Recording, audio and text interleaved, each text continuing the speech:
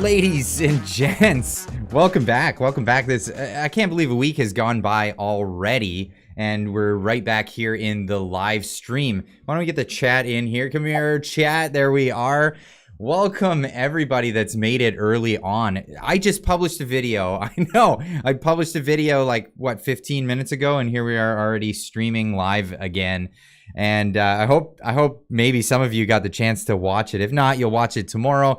It's a bit of a prelude, a preamble to this live stream, actually. Maybe some people, when they're watching that video, they'll go, "Oh, wait, he talked about it. He's live streaming now. I'll go check that out after watching this video." But that's that's where we're at. Actually, I'm really loving this new. I've got a new arm for my microphone, and it's out of the way. It's great. It doesn't do that thing anymore. So I'm very, very thankful for that. And thanks to all of you guys. It's all of you guys, memberships and live stream donations and just watching the videos. All of this stuff has made it possible to have stuff like this. And I really have to thank you guys. Couldn't thank you anymore. Jelly Duck with the membership for 16 months. Wow. 16 months. Hong Kong from Kuwait. Thank you so much, my man. I really appreciate that. That's amazing. Hi, Clyde.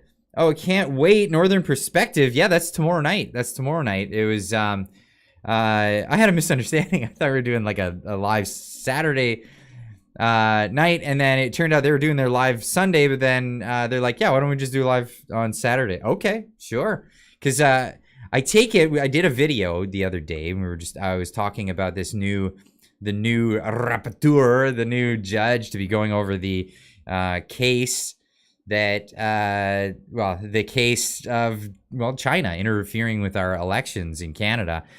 I had my opinion, and they said, we have a different opinion than you on this, and we'd love to discuss it. Absolutely. Absolutely love having differing opinions, and as long, always civil.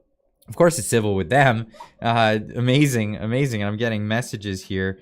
Why I didn't make my phone silent is beyond me, so maybe we'll be hearing those throughout the course of the stream. Hey, welcome to all 179 of you that are early comers to the live stream. I'm only seeing 72 likes on the stream just right now, so get in there, hit that like button. It helps out a whole lot. It really sends that signal out to YouTube that, hey, this is good content. This is the kind of stuff that people want to watch. And what do they do with that? They go, hey, we know what our people like. We're going to send this off to some more people. So let's do that. Northern Perspective. I listen to their guys' channel, to your guys' channel every day. Awesome. Yeah.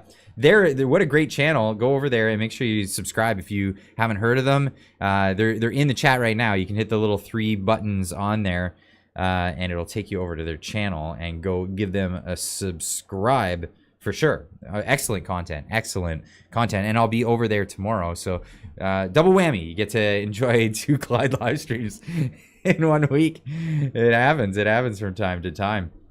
I'd say I'm stocking up on hair products, but I'm losing my hair. Yeah, why bother? Why bother at that point? But we're going to get into, I'm going to talk about that a little bit. I think I covered it enough for 2 videos.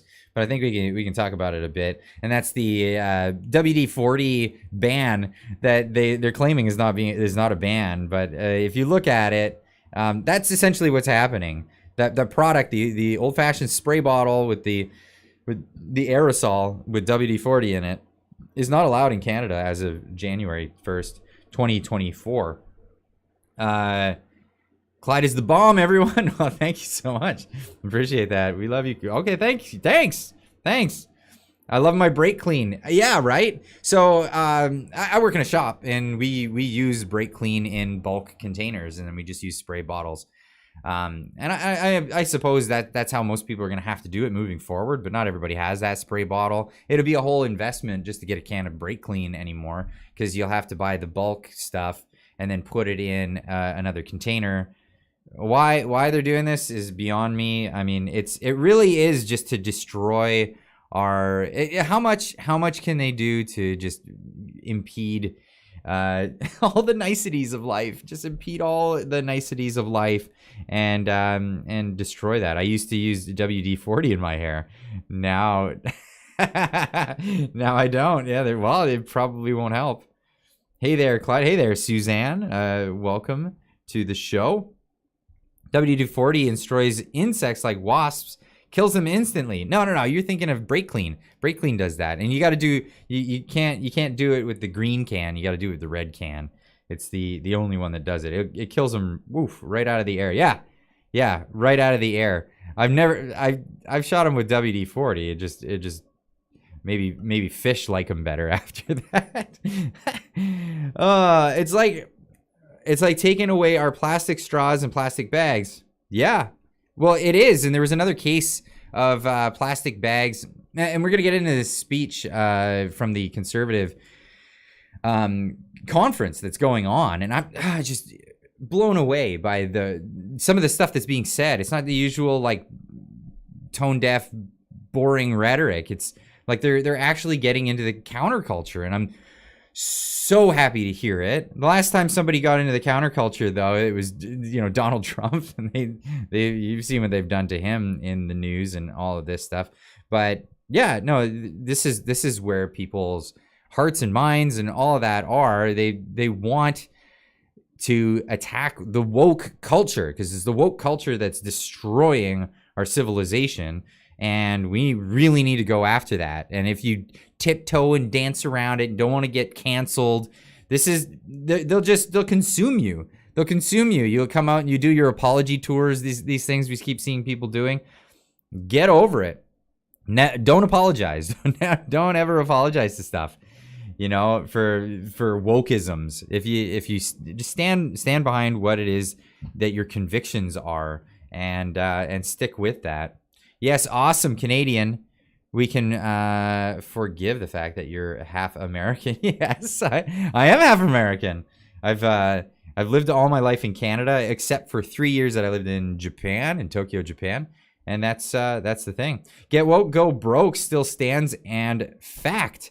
But that's the thing. So a lot of these companies, they're going woke, and they're going broke, but they're seeing it as the cost, the price of bringing wokeism to the world, because that's really what they want to do. They want to bring this woke ideology to the world. It's a cancer on our society. It's a cancer on our civilization. It's destroying things like it's creating more division by every stretch of the imagination. I mean, more division, more pitting people against each other.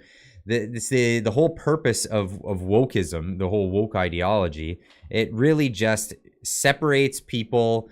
It's the purpose, and then you can divide and conquer. That's the whole idea. Excited to watch Pierre's speech. So am I. Actually, I haven't watched it because it came out just as I was making that video. Hi from Alberta, Clyde. Hi, Nick from Alberta. Good to see you. Just look at what's happening to Disney. And yes, look at what's happening to Disney. Now, I think there's a bit of, and I mean, this is my suspicion. I don't have any evidence towards this, but I have a feeling that there is a whole class of managers in, the CEO, CFO types all over these corporations that are making a buck off of this, tanking companies. I really honestly believe so. I don't know how to pronounce that. Dafeichu? Thank you so much for the $20 super chat. If you want to say something in the chat, by all means, have at her. I'll read that out for you. Hi from Ontario. Yes, from Ontario. Did you hear Doug Ford? He was saying stuff about if Ontario was its own country, it'd be like this big economic leader, yada yada. Yeah, I heard that. Yeah, big population. way to be a team player, Dougie boy. I hope you're good. I hope you're good, Remnant. I really do. Thanks everybody for the kind words. It's amazing. Snottawa on terrible. Yeah. Whoa. Yeah. On terrible for sure. Holy cow. Great stuff. Let's get into some of this. I wanted to share this one because I thought this was absolutely hilarious. This is the global economy for the last 3 years. And I'll let this play on the screen for a little bit. You'll get exactly what I'm talking about. Everyone's been sitting on a teetering edge as our economy has been, well, just where is it going? What's happening? You know, I've been doing this for about 10 years. You know, I didn't enter the housing market because I didn't want to buy a property at the price of houses being so bid up.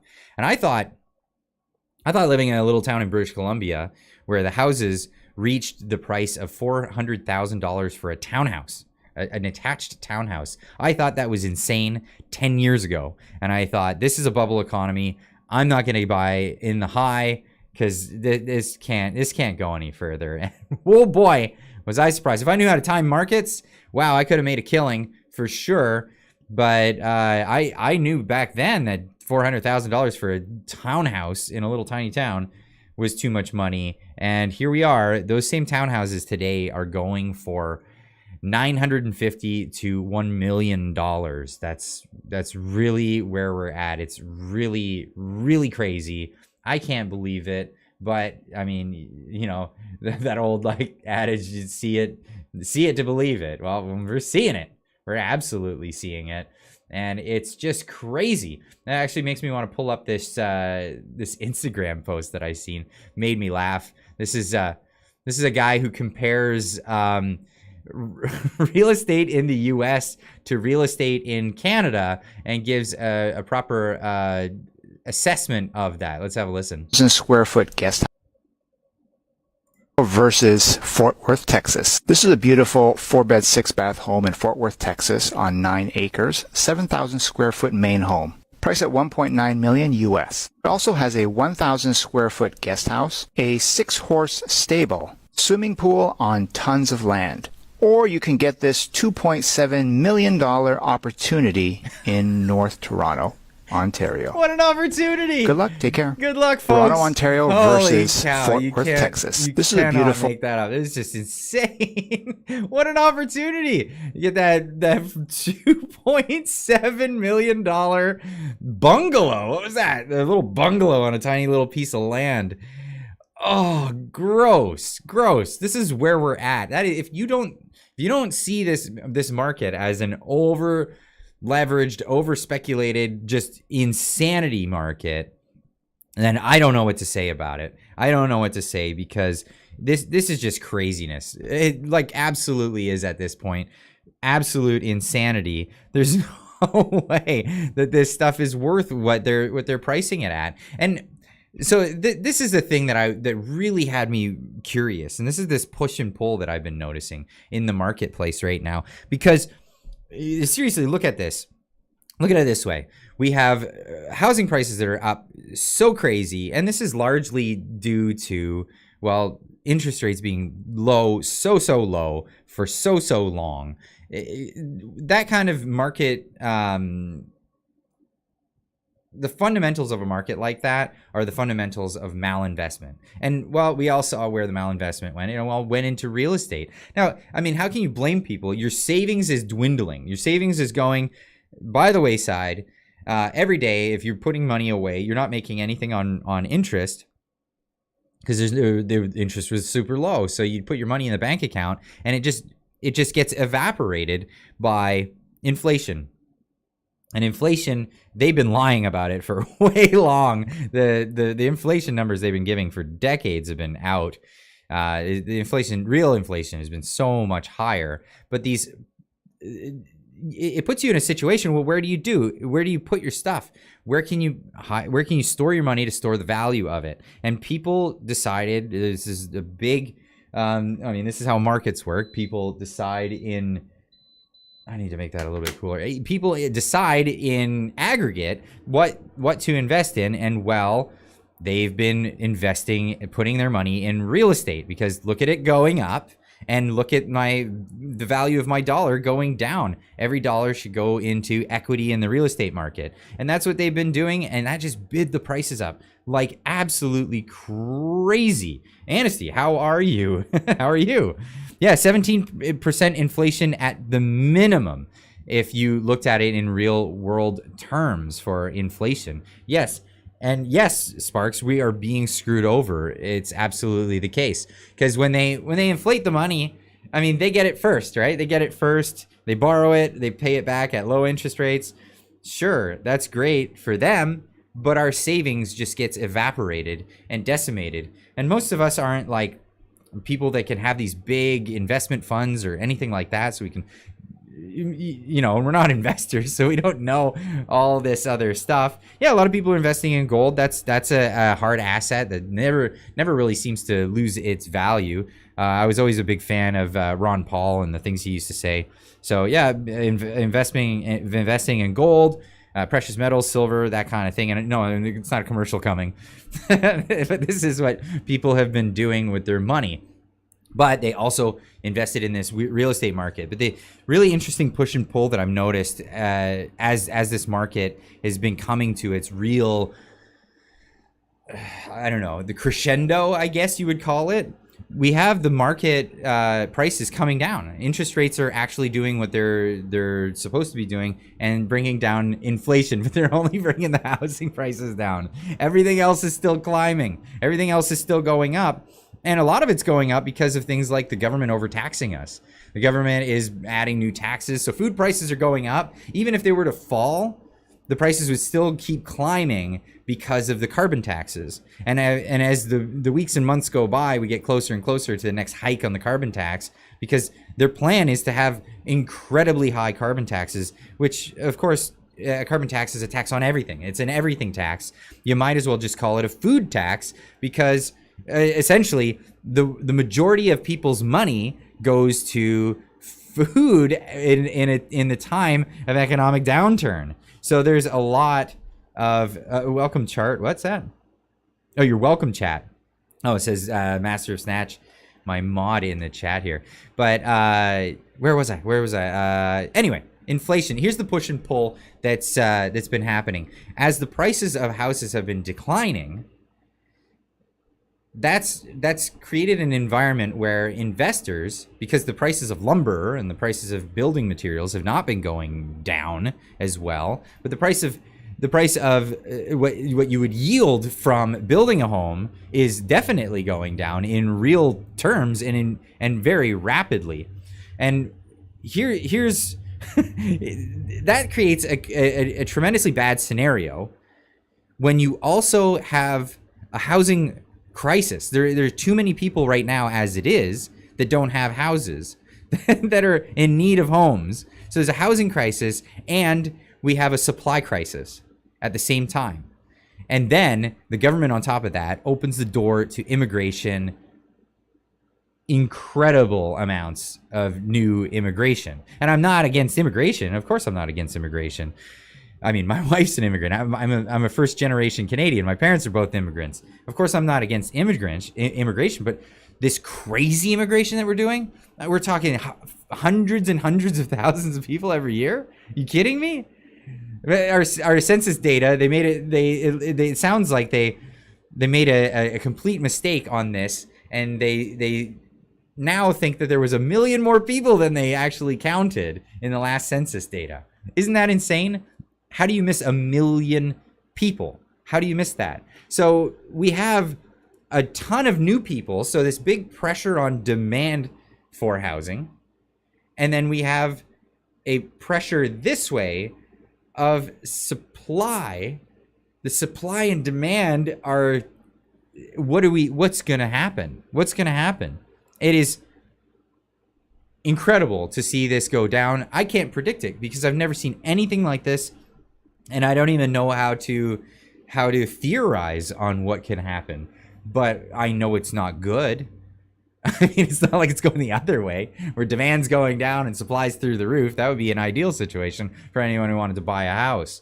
But no, it's completely going the other way. And you know, people do want to blame this all on the liberals. And I will throw this back out there.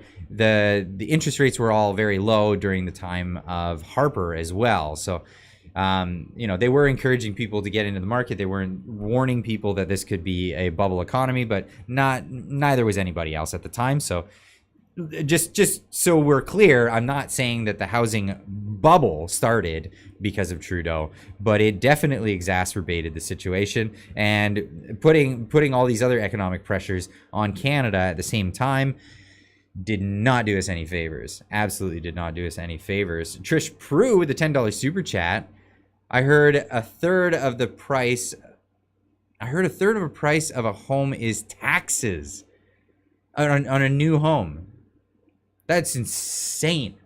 That is insane. A third of the price of like building a home would be taxes. I know it's not a third of the price of purchase of a used home. And in my opinion, I'm the same way when it comes to cars. If you buy a used car, why are you paying taxes on that? I don't agree with that. And it should be the same way with a new home or a used home. If you're buying a home, why are you paying taxes on it? Why are you paying taxes on inheritances?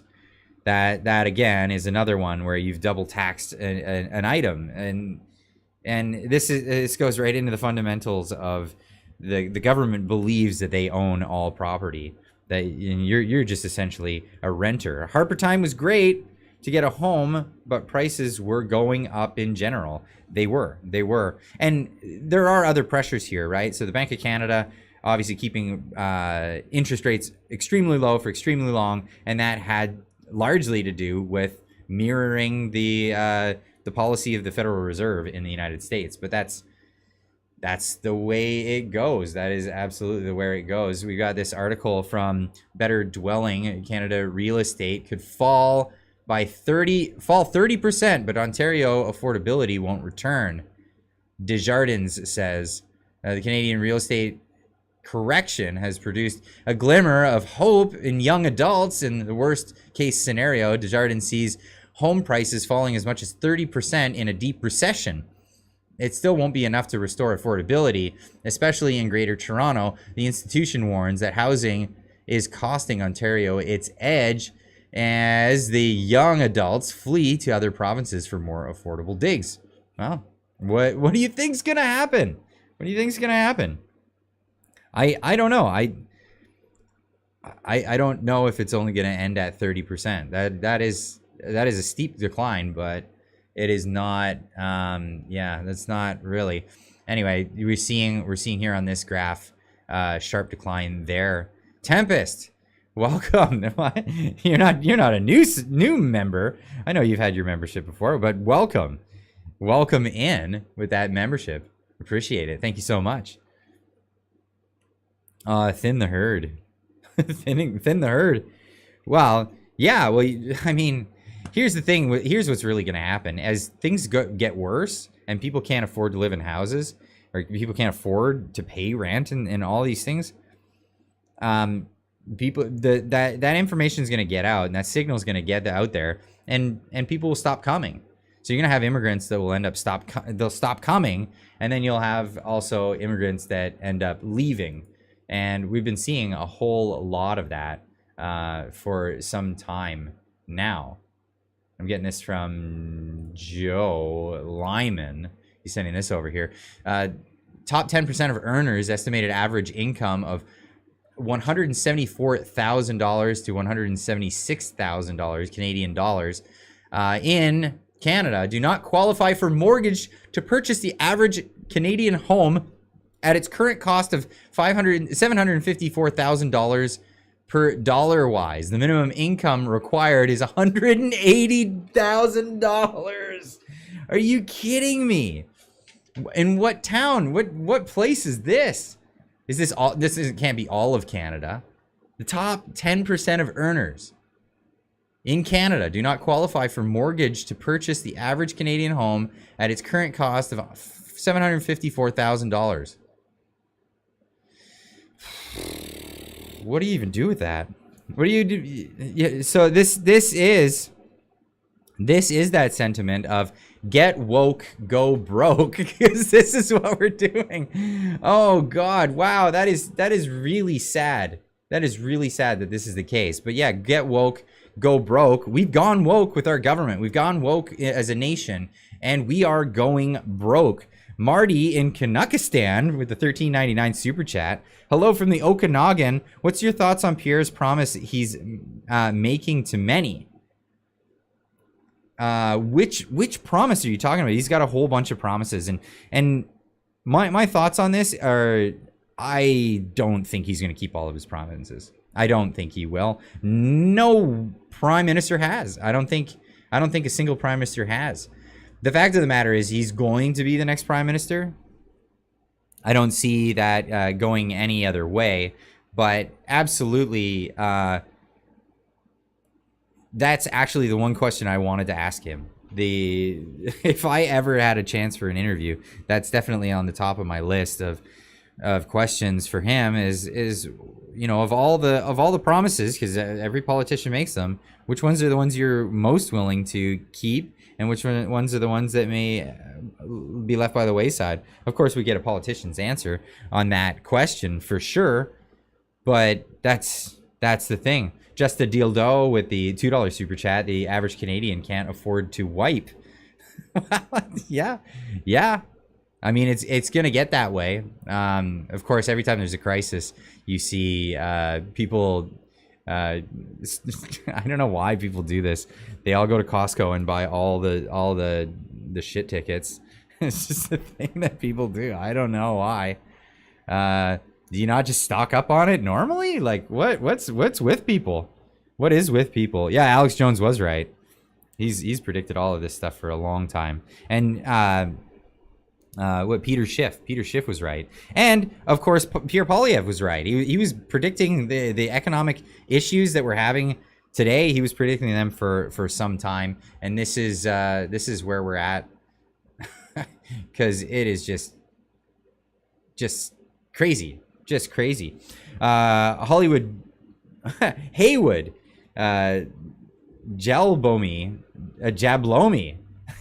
Haywood. Oh man, you got me. Okay, you got me with that one. Okay, hello from Ottawa, Stan. Shopping malls are considering masks soon, according to 3 security guards I spoke to. Is that true? Because people just don't have the stomach for it. And of course, you know, I released the shirt on the store.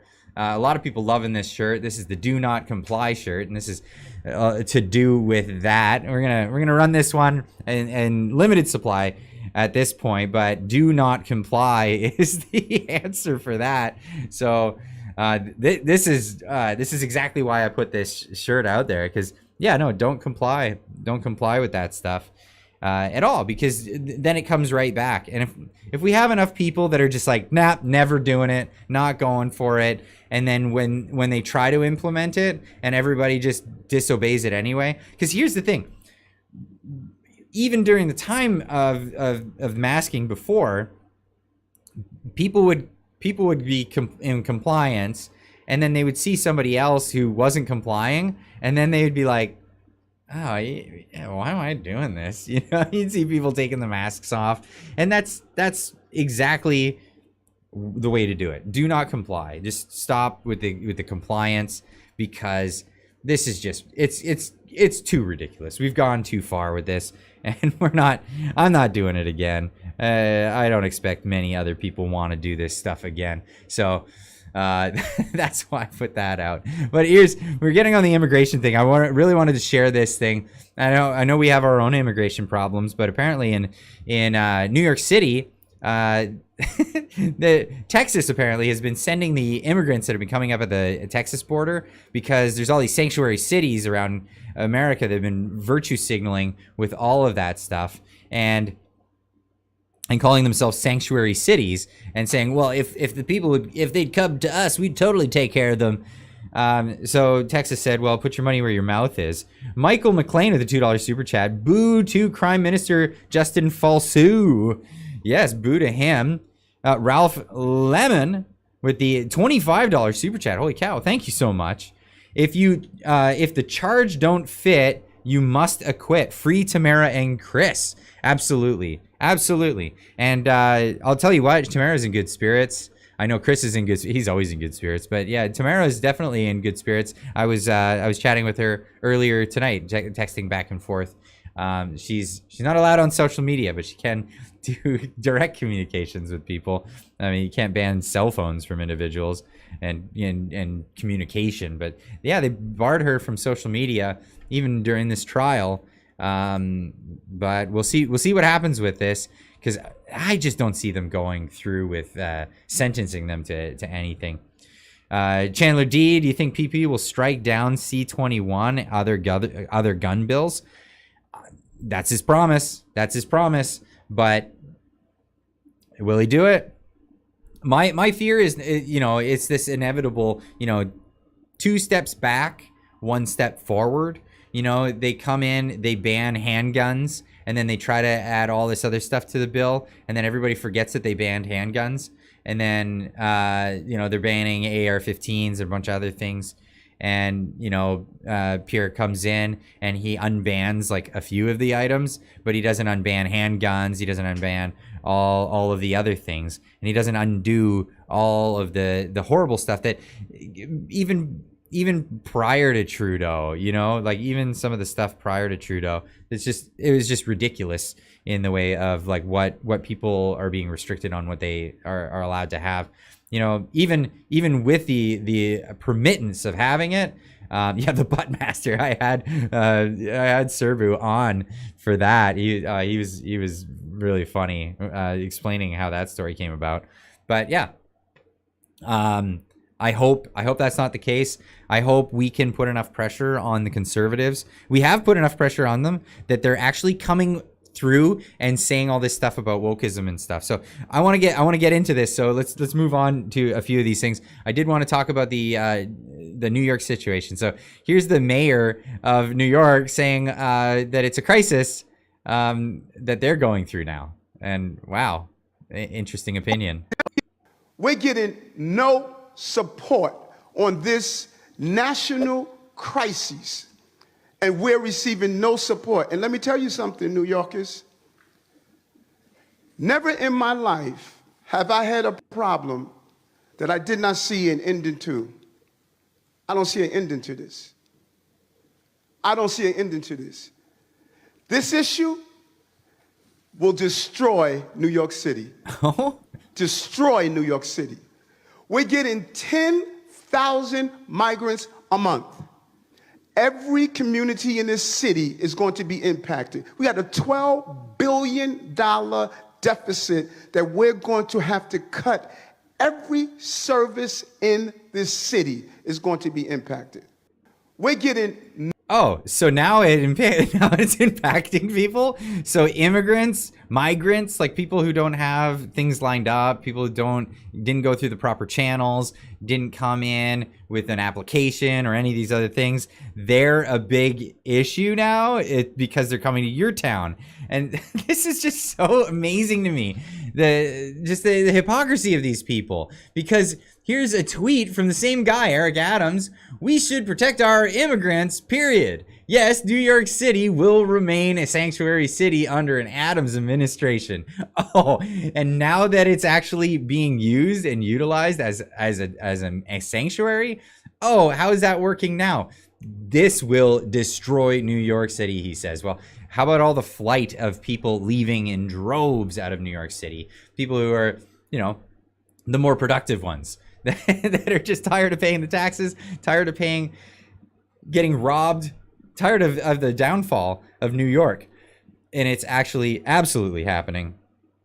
And it's happening not just because of immigrants, but because of woke culture and the policies and all of this. Just like California and just like a lot of places in Canada, it is not helping at all. New York, of course, famously a few months ago was busing them to Roxham Road. They were busing the immigrants, saying, no, you can't stay here. They were busing them to Roxham Road so they can illegally cross into Canada and then become a burden over here. What the problem is they need to be told inside their countries that it's not going to be a good life for you. This is not going to be a good situation. You're probably better off fixing the situation in your area. And if you want to immigrate, absolutely. you know, get some skills and then file your application. I'm all for immigration, but do it absolutely through the proper channels. Do it legally, and do it don't do it on the sly. That is just not right.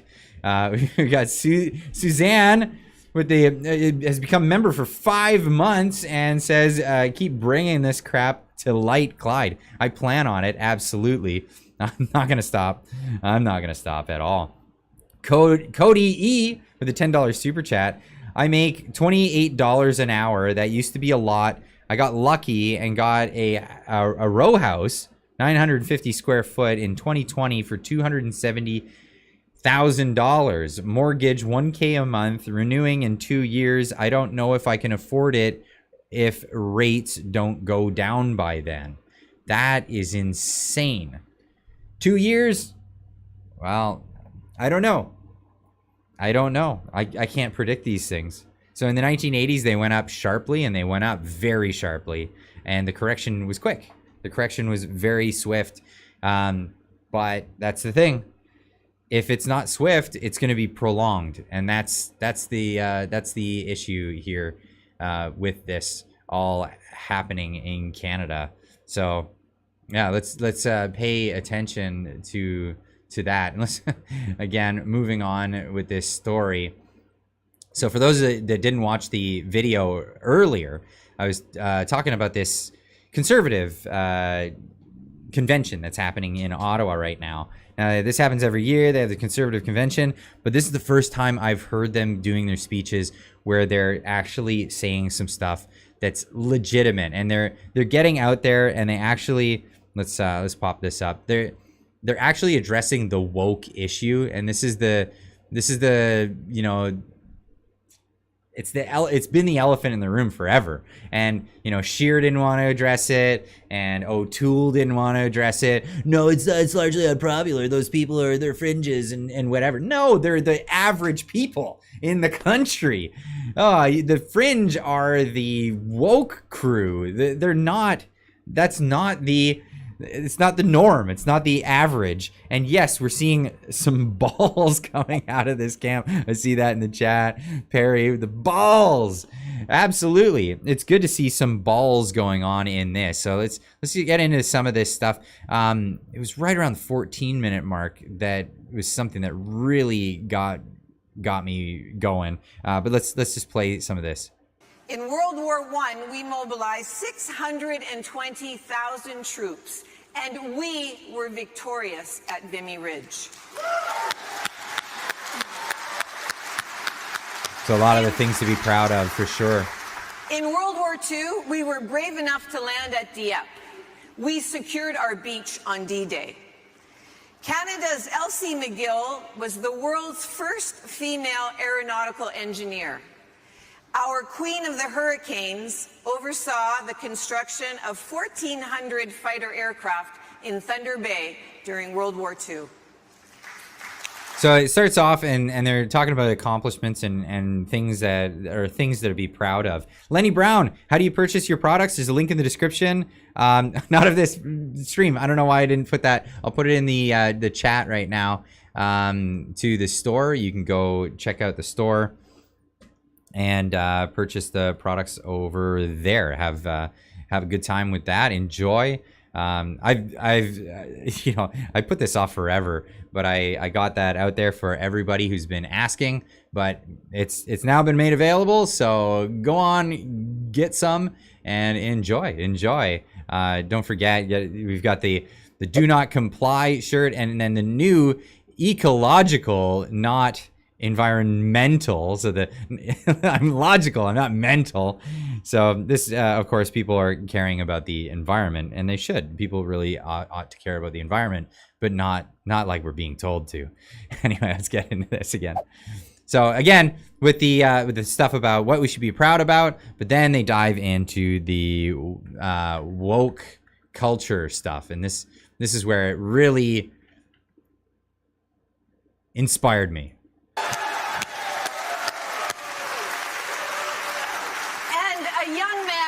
Named Terry Fox. Okay, yeah. Right here.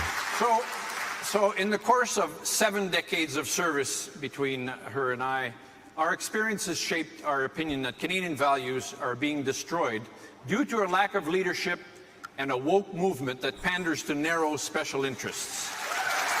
Beauty. Beauty.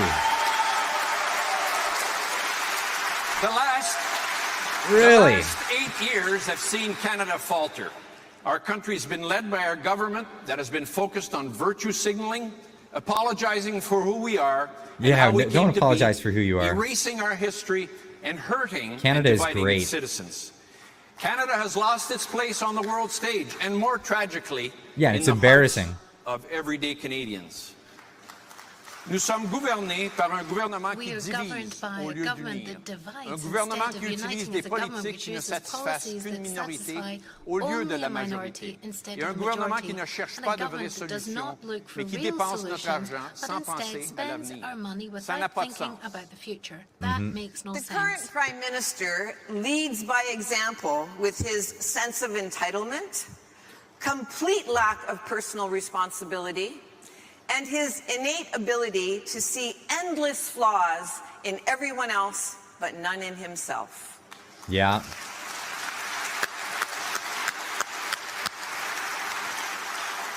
It's time to rid Canada of that mentality. The me first, not my problem approach and a woke agenda that demonizes anyone who dares to disagree. If you are not woke, you are labeled a far-right extremist, a fringe radical, and somehow not Canadian. Where is the common sense in that? And no joke, it's like it's not even crazy stuff. It's parents saying like, I want to be in charge of what my children learn in school. Like, I want to be in charge of who talks about them, about sex and all of these things. I want to be the one to do that and have that conversation. I don't want somebody else to jump in and have and usurp that and especially do it behind my back. This is the thing that's happening in schools. Parents are doing it behind, or sorry, the teachers. Some teachers are doing this behind the parents' back, keeping this from the children, encouraging children not to tell stuff to their parents. What do we call people like that? What do we call people like that? We, you know, anytime in the past, if I was always told as a child, if an adult comes to you and says, don't tell your parents about something, that is a red flag, immediately a red flag. And this is the stuff that's happening in the, I don't know if I'm allowed to say that word, but you can say it in the chat all you want. But that's what's happening. That's what's happening in these schools. And it's incredible that if you speak out about it, they'll crucify you for not being woke.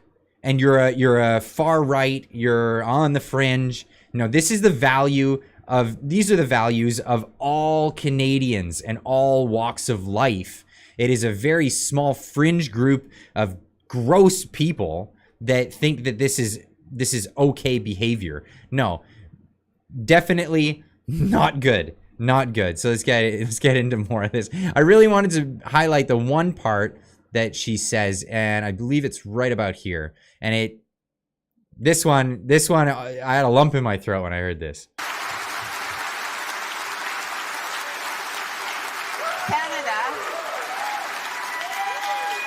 Canada. Sorry, that was right at the end of what she was saying, isn't it? Yeah, right here.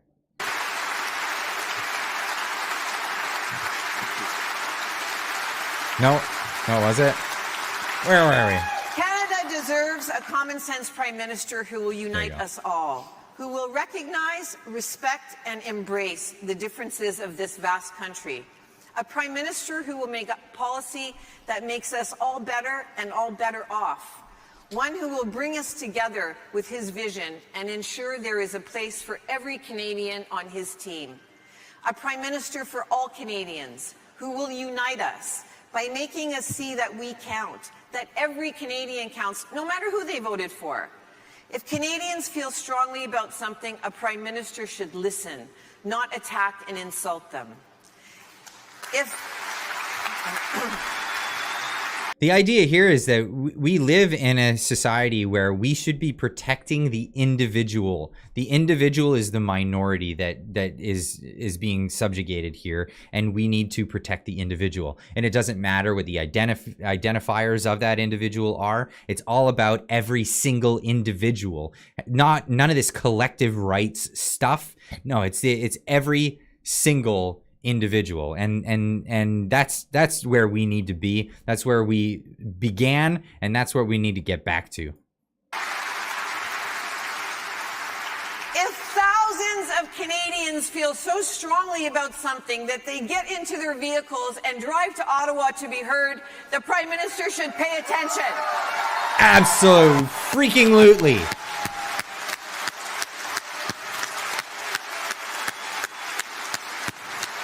That's just such a moment.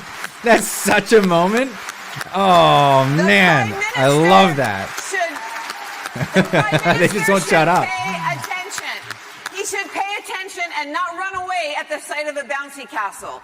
Canadians deserve better than that. Yes. They deserve a Prime Minister who wants to lead a united country. Yes. Comme Premier ministre, Pierre Poilievre utilisera son gros bon sens. Il va laisser les provinces la liberté de voter les lois qu'elles veulent. Il va reconnaître qu'il y a des idées et des règlements vraiment absurdes qui devraient être écartés. So I go into some of the things that, you know, the platitudes and the ideas and strategies that that Pierre Poilievre is going to get into. Now, I was promising this, and hopefully we can get into a bunch of this as we move forward. It is holy cow, a 2-hour speech. I don't think we're gonna be able to watch this whole thing. It's not a full 2 hours. No, not his speech. No. Holy cow, I had no idea that it was this long. This is wow, that's something else. Okay, well, we'll get into as much of it as possible. Sorry, Anna, we're gonna be skipping your interlude. You're a smart, beautiful lady, but for time purposes, we're just going to be getting into it. So we'll see how far we get. Do have a guest tonight, and of course, no introductions needed. I hope everybody went over and subscribed to Yinka, that guy. He's going to come over and join the stream tonight, and we're going to be having a talk about wokeisms. And this is a stream talking about woke culture and how it's destroying Western civilization. He, of course, is coming from the perspective of someone from the UK, and we're gonna, of course, we pay attention to the UK. The UK pays attention to us. We pay attention. We all are paying attention to what's happening in America. So we're gonna be having that discussion. I've been looking forward to this one all week. So definitely make sure you get over there. Give a subscription over that channel of his. I'm gonna leave a link for that in the chat here as well. I think the link is in the description down below. But get over there, and we're gonna have him on shortly. But in the meantime, let's get into what some of Pierre Poilievre was saying in his speech here.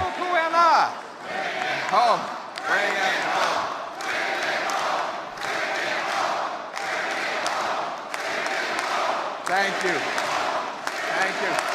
Bring it home. Bring it home. Merci beaucoup, Anna. Merci beaucoup, Anna. Merci à la petite fille de Pointe-aux-Trembles. Je me souviens de la première fois que j'ai vu Anna. I don't know how long he goes in French. And I want to thank my own parents. It's because they made the decision to adopt me and worked hard in front of a classroom that I now stand proudly in front of this room. Thank you so much, Mom. Thank you, my mother. Oh man, yeah, it's awesome. Mais ce qui est extraordinaire dans cette histoire, c'est que c'est ordinaire. L'endroit d'où vous venez. So we don't have translation for this. So I'm gonna have to skip through any of the French parts. Was that a kid could start anywhere and get anywhere. Hard work used to get you a powerful paycheck. Absolutely. That bought you good food and a decent home and retirement in a safe neighborhood and a free country. We used to be rags to riches, and that was the whole concept. But we've become a country of nepotism, and that's really what we're opposing here. And this is what the counterculture is against: is this nepotism and woke ideology. And every generation was just a little bit better off than their parents. That was the promise of Canada. And that is the most important promise Justin Trudeau broke. You see? Yeah. You see, because politicians often break their own promises, but this is different. This promise didn't belong to him. This promise belonged to all of us.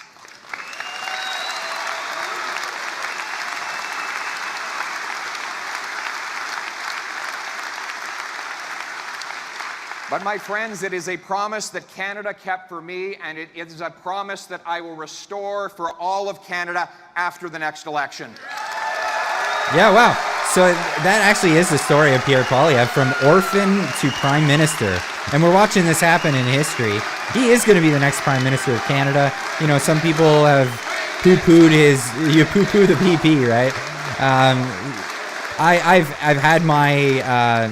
had my moments where I've objected to some of the things that he's done and said, and we should always carry that. You shouldn't just pom-pom wave for people when they're saying the things that you want to hear. Sometimes that's pandering, and sometimes it's genuine. And I deeply encourage people to watch him and rise to the prominence of Prime Minister of Canada as it's happening, and keep your foot to the floor on the counterculture, because this is we can't just become complacent again in a new form or a new era. This is really the push to have this guy become prime minister, and also you can't just go with one leader. We got to be paying attention to all of the other candidates moving forward, and keep the pressure on so that they move in the right direction.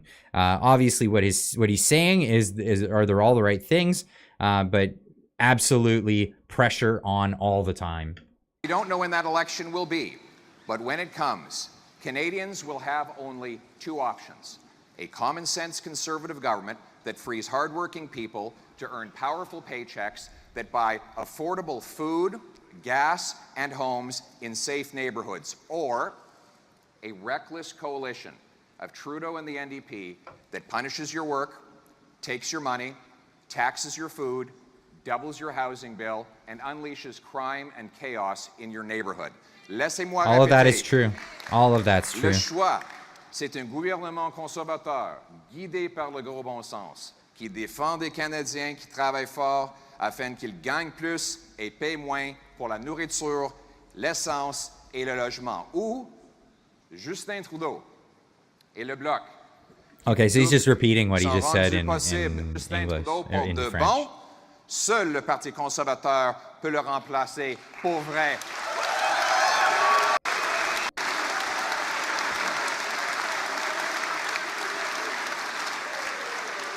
C'est donc un choix.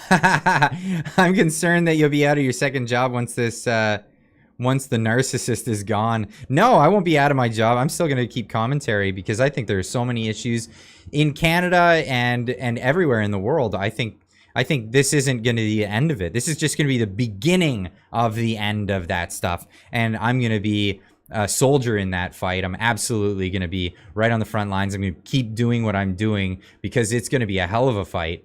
If you think that him getting elected is going to be a do-all, end-all, save Canada situation, no, it's just the beginning. It really is. Entre un pays où les gens qui travaillent fort réalisent leurs rêves, ou un pays où le gouvernement divise entre bons et mauvais Canadiens. Un gouvernement qui se mêle de tout, mais qui n'est Okay, sorry, no translator. of inheritance. No. I'm not talking about Justin Trudeau's family fortune, which he hid out in a tax-protected trust fund. I'm talking about the country that he inherited. Did any prime minister ever inherit a richer legacy? Did any prime minister ever squander it so thoroughly? Think back to how we lived when Justin Trudeau was elected. No. really think interest rates and inflation were rock bottom. Taxes were falling faster than at any time in Canadian history. The New York Times had calculated that Canada's middle class, for the first time ever, was richer than America's middle class. Thank you, Stephen Harper.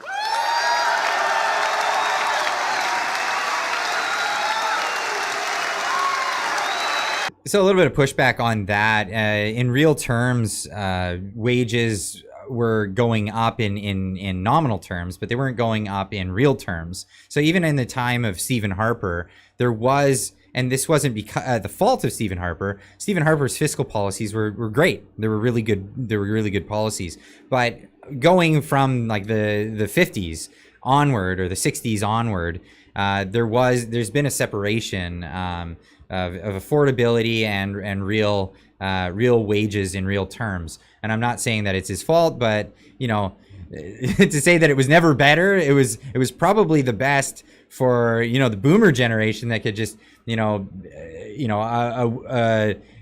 part-time job could get you through college, and then your wages and your entry level could buy you a house within, several years, and then, set things going forward. When one person could work and pay for the entire household and have, mothers stay at home with several children. I would say that would probably be the best time for affordability and all of that. But, we can differ on these, but let's let them continue.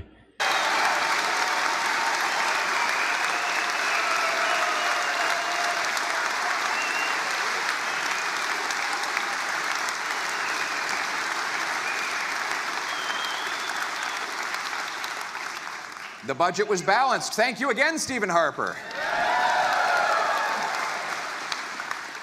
Crime had fallen by 25%, so low that small-town folks often left their doors unlocked. Our borders were secure. Housing costs were half of what they are today. Take-home pay had jumped 10% after tax and inflation. All this despite a once-in-a-lifetime financial crisis in the U.S., and wars in Syria, Iraq, Afghanistan, and yes, Ukraine. Funny how when Stephen Harper was Prime Minister, none of those wars caused inflation in Canada, right? Yeah. Yes, when Justin Trudeau took over, Canada was rich, affordable, and safe. And he promised that if he had a big government that took more power and more money, he would change everything. And boy, did he ever. That is the only promise that he kept. So what has changed? What has changed? Well, before we get him into that, he's accurate on this. The budget was balanced, and the fiscal policies of Stephen Harper were absolutely great. They were very good, and it really helped us to survive the 08 crisis that happened south of the border. What happens in the United States, if they have an economic downturn, it really does affect us. There's no getting around that. Our economies are largely tied together, but we're more dependent on the U.S. economy than they'll ever be dependent on us. And that's just the nature of the demographics and the size and scope of the United States of America. But this is the thing. Stop shitting on. Okay, well, I'm giving commentary, and this is the thing. But I'm not shitting on in this case. Stephen Harper was instrumental in helping us stave off the effects of what happened during that crisis. Absolutely. 8 years later, inflation, after already hitting a 40-year high, is back on the rise again. And the economy is shrinking. GDP per capita is actually smaller today than it was 6 years ago, and Canada's growth is now projected to be the worst in the entire OECD, not just for the next 6 years, but for the next 3 decades. Housing costs have more than doubled after Trudeau promised to lower them. It takes 25 years now in Toronto to save up for a down payment. Do you remember when you used to pay off the entire mortgage in 25 years? Some families have to stretch their mortgage out 90 years now, which means that they will have to live to be 120 to ever be mortgage free. Yeah, it's never going to happen. Canadian homes cost over 50% more than US homes, and you can now buy a castle in Sweden for a lower price than a 2-bedroom in Kitchener.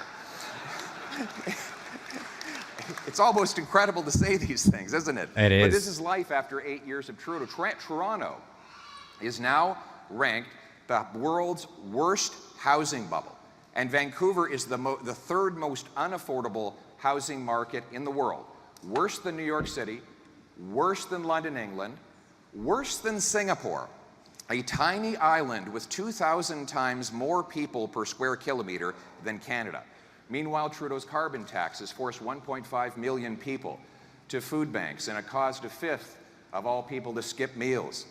Les aînés vont devoir couper dans leur repas pour payer la taxe Blanchette Trudeau, une nouvelle taxe de Trudeau sur l'énergie que le Bloc veut, et je cite, radicalement augmenter. Trudeau, cher voter Bloc.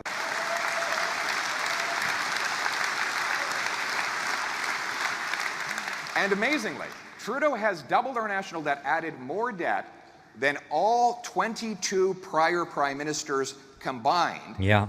And just to end the suspense, the budget has not balanced itself. Shootings, gang killings, overdose deaths have all doubled. Trudeau is spent and Canada is broke. Or broken. Now, he's objected to that term before, but actually, he agrees with it. Justin Trudeau and I agree that things are broken. We just disagree on what and who broke it. See, he blames the country itself. He blames Canada. He says our country has no core identity. Yeah, that's got to end. By the way, my daughter keeps heckling me over there. She does this at home all the time. She's preparing to be a member of Parliament. That's funny. That's funny. That's really funny.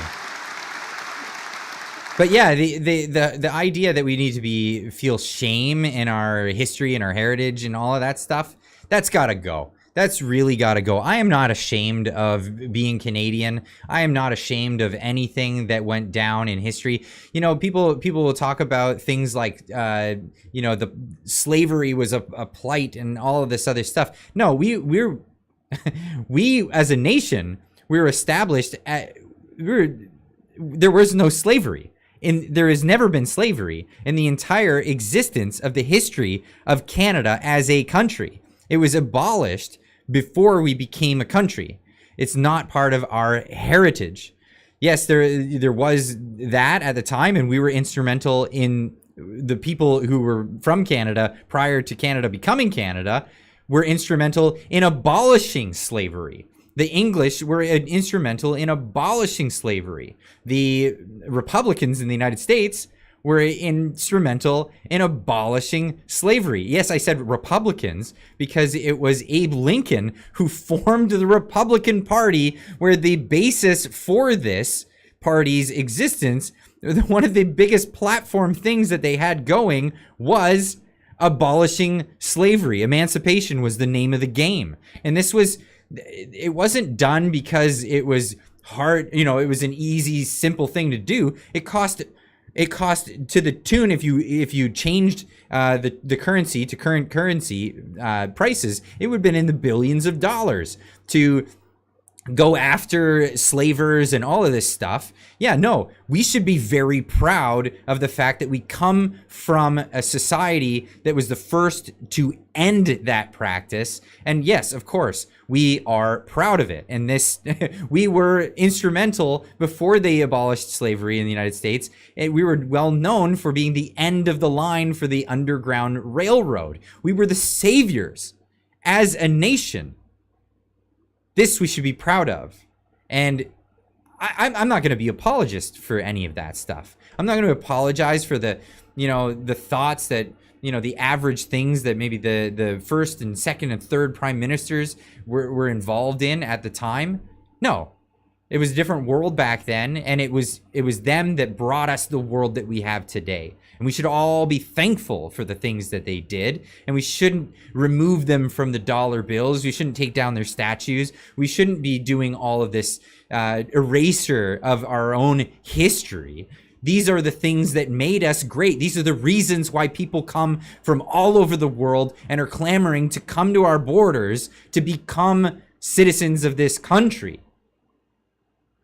There is so much to be proud of, and I'm not going to apologize for that. And to hear politicians openly saying this, that is a moment for me. That is an absolute moment. Mr. Trudeau says that Canada has no core identity and that it's not the best country in the world. What kind of prime minister, after 8 years of leading a country, would say that it's not the best country in the world? And what does that say about how he's been governing? Absolutely. He's trashed the place. D'arriver ici à Québec et de constater le Québec existe commun. Yeah, Trudeau trashed the place, and then he blames us for it being so bad. Cancel our proud history, erasing it from our passports. Our great military triumphs, gone. The famous five, who secured women's rights, gone. Even Terry Fox had to go. Why? Because there can be no heroes but him. So he replaced these images in our passport with an image of himself swimming as a boy at Harrington Lake, yes, and pictures so embarrassing. Of snowflakes in honor of members of his Liberal cabinet. I like that. Oh. Oh, snap. That is funny. Oh, wow. Okay. Okay, that was a good burn. That was great. You know, this business of deleting our past must end. And this is a matter on which English Canada must start to learn from Quebec. Quebecers, and I'm saying this deliberately in English, do not apologize for their culture, their language, and their history. They celebrate it, and all Canadians should do the same. Absolutely. Abso-freaking-lutely. No, they're not apologetic. Why should we be? Vive le Québec! Vive la nation québécoise! Vive la nation québécoise!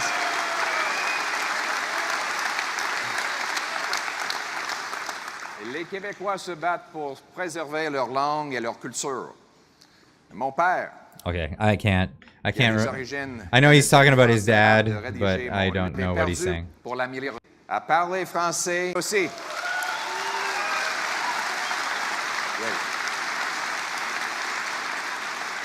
C'est aussi pourquoi, et c'est pour ça que francophone est des plus grands.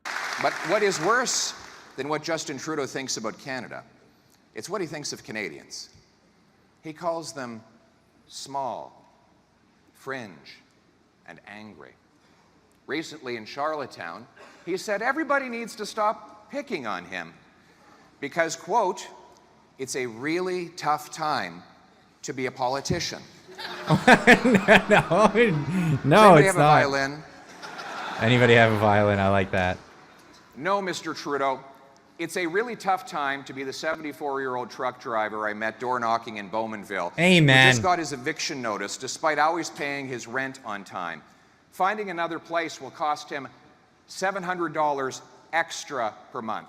He doesn't have $700 extra. No. So his choice now is to go to his full-grown daughter, his little girl, and ask to live in her basement or become homeless. I didn't know what to say to him. What is he supposed to do? Go back to driving a truck 70 hours a week? He's 74 years old. His back can't take that. But I didn't see anger in his eyes. I saw fear. Yeah. Mr. Trudeau, if you think life is tough for you, you should meet the carpenter I met at a Tim Hortons in the Sioux, who lives in a parking lot because he can't afford the rent. He wasn't angry either. But I was angry for him because an economy where the people who build our homes cannot afford to live in them is fundamentally unjust and wrong. Yes. Yes. Absolutely. Chris B with a $2.79 super chat. Thank you so much. The snowflake burn was fantastic. Yeah, it was. Yeah, that was great.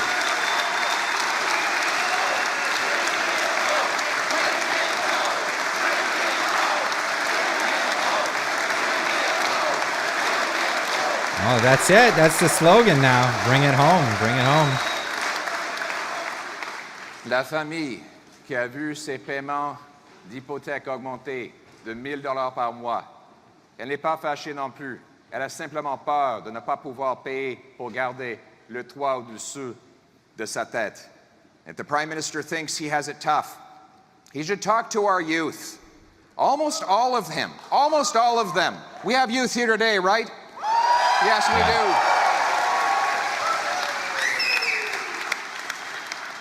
do. Almost all the young people I meet these days, they have 2 jobs, sometimes 3. Not to save up for a home, they've long ago given up on that goal, but just to avoid getting evicted.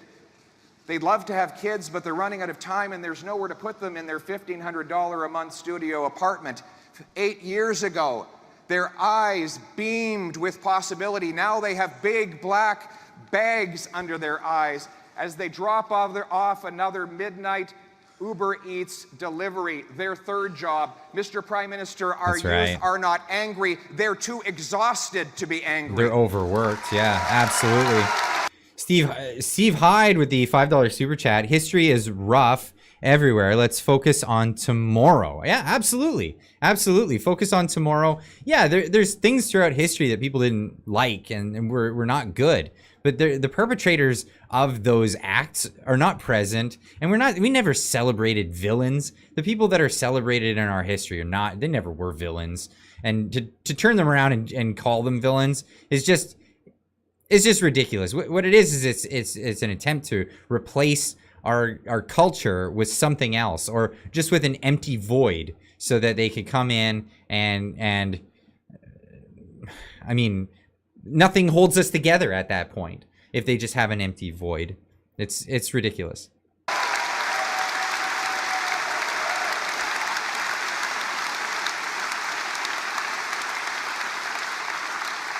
He should meet the mom who broke down and told the cashier at the grocery store that all that she can afford is the half-price chicken that is past expiry, which gives her family food poisoning. And the cashier said, "I can relate. I live in a tent." It's not anger in their voice, Mr. Prime Minister. It's anxiety. They can't sleep at night because they don't know what they're going to feed their children in the morning. If Mr. Trudeau thinks politicians have it tough, he should meet the veterans that asked his department for help with post-traumatic stress, and they were told to consider instead medical assistance in dying. Remember, that's criminal. That's absolutely criminal. This is the Prime Minister who famously told our veterans that they were asking for more than he could give. These soldiers and veterans are not angry either. They are heartbroken that the freedoms they fought for abroad are not respected or repaid here at home. Yeah. I mean, I covered that case. For our veterans. I covered that case, but it affects me so much every time I hear it.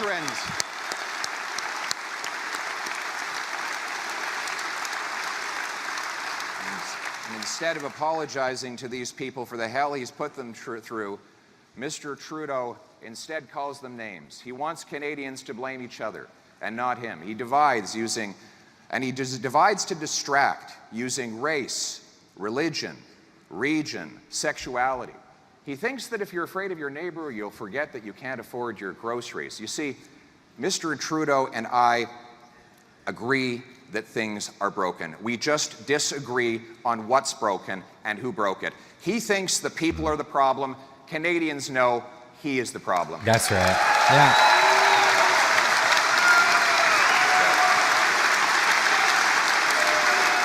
Well, it's Trudeau, and it's also an ideology. This whole ideology that's been coming out of the left, going further and further left. And this has been a real fear for just centrist people, like most of us that listen to this channel, most of us that were involved in things like the Freedom Convoy, the Freedom Movement. Nobody's on the right. Like, nobody's right. Everybody's just centrist, Canadian, traditional Canadian, and you don't have to be you don't have to be from Canada generation after generation, like, have your family lineage have been here for that long to just be considered Canadian. We all are Canadian. If you've been here and you want to be Canadian, this is the whole beauty of the country, is that you can become Canadian, right? And you can immerse yourself into this culture. You can emulsify and join in with this culture and add more to it. It's a beautiful thing that we share together. And this new cultural push from the left to push people away from the center and to polarize people and to claim that people are far right. These people aren't far right. I haven't met anyone who's far right. Everybody I know that's being criticized and being told that they're far right are mostly just centrist. Maybe a little bit to the right, a little bit to the left even. It depends on the issues that you might even talk about with them. But I'm far right in the chat. Yeah, well, maybe you're far right only to their standards. Who knows? But what's crazy is that most people are just reasonable. But this culture of left is gone so far left that anyone who's just in the middle seems very far right compared to that.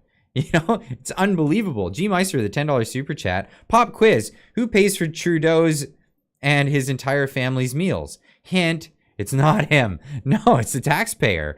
And I mean, what did he spend in groceries? They clocked him at like $12,000 on the taxpayer dime in 1 month. In 1 month for groceries. Can any of us have that? And that's not even taken out of his salary. It's unreal. There's just a massive disconnect here. Massive disconnect. But hopefully this is a movement in the right direction. Again, we don't want to have a situation where we become complicit once again and then just, be okay with the 2 steps backward, 1 step forward. We need to take many steps forward and get ourselves out of this trouble that we've been in and been moving in that direction of being in for decades and decades in this country.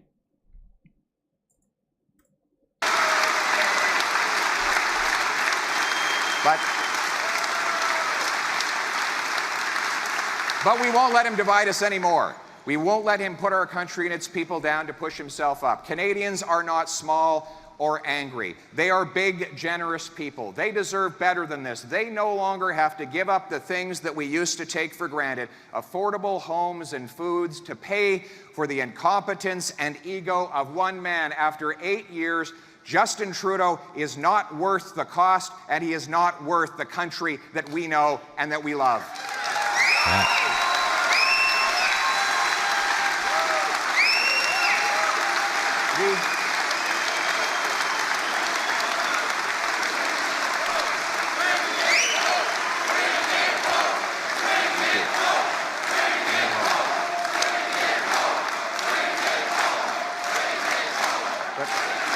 You know the hopeful thing in all this? The hopeful thing is we know what the problem is. And we know it can be fixed. Because life wasn't like this before Trudeau, and it won't be like this after he's gone, which proves that we can turn the hurt into hope. Ladies and gentlemen, we will do this with a Prime Minister that unites all of our people, that casts aside the things that divide us and focuses instead on the things that we have in common. A Prime Minister that opens his arms and wraps them around every single Canadian, every region, with every story, because we have one common future that we share together, right? Yeah.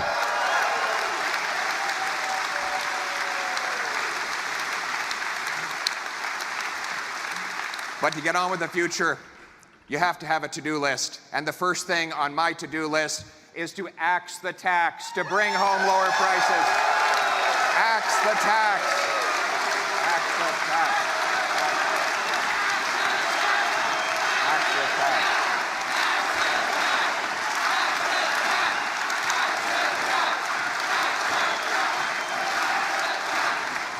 Axe the tax.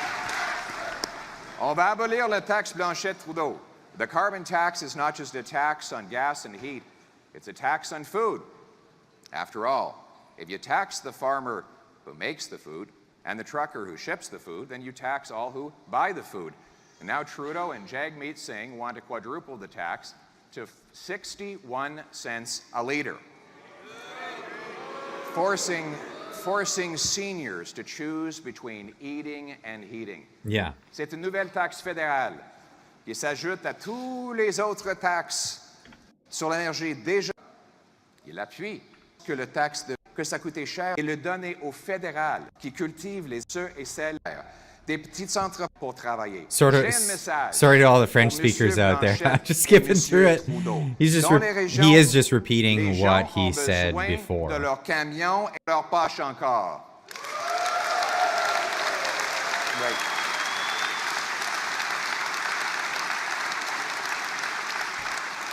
Je vais non seulement abolir la taxe Blanchette-Trudeau, mais je vais mettre fin à la guerre contre l'auto. C'est ça le gros bon sens. I'm seeing boo, Clyde, not bilingual. Sorry, I'm not bilingual. I am bilingual, actually. Matter of fact, I speak Japanese as well as English, but yeah, no, I don't speak the two official languages in Canada.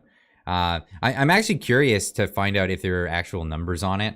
How many people speak French versus as a native language, as opposed to how many Canadians speak Chinese or Cantonese Mandarin as a native language. I think the French are honestly maybe even getting drowned out by that. Maybe they'll be the third largest language in Canada. I don't know. We'll have to see. There's a second tax I'll get rid of, the inflation tax. Yes, inflation is a tax. When governments print money to fund their spending, they raise prices.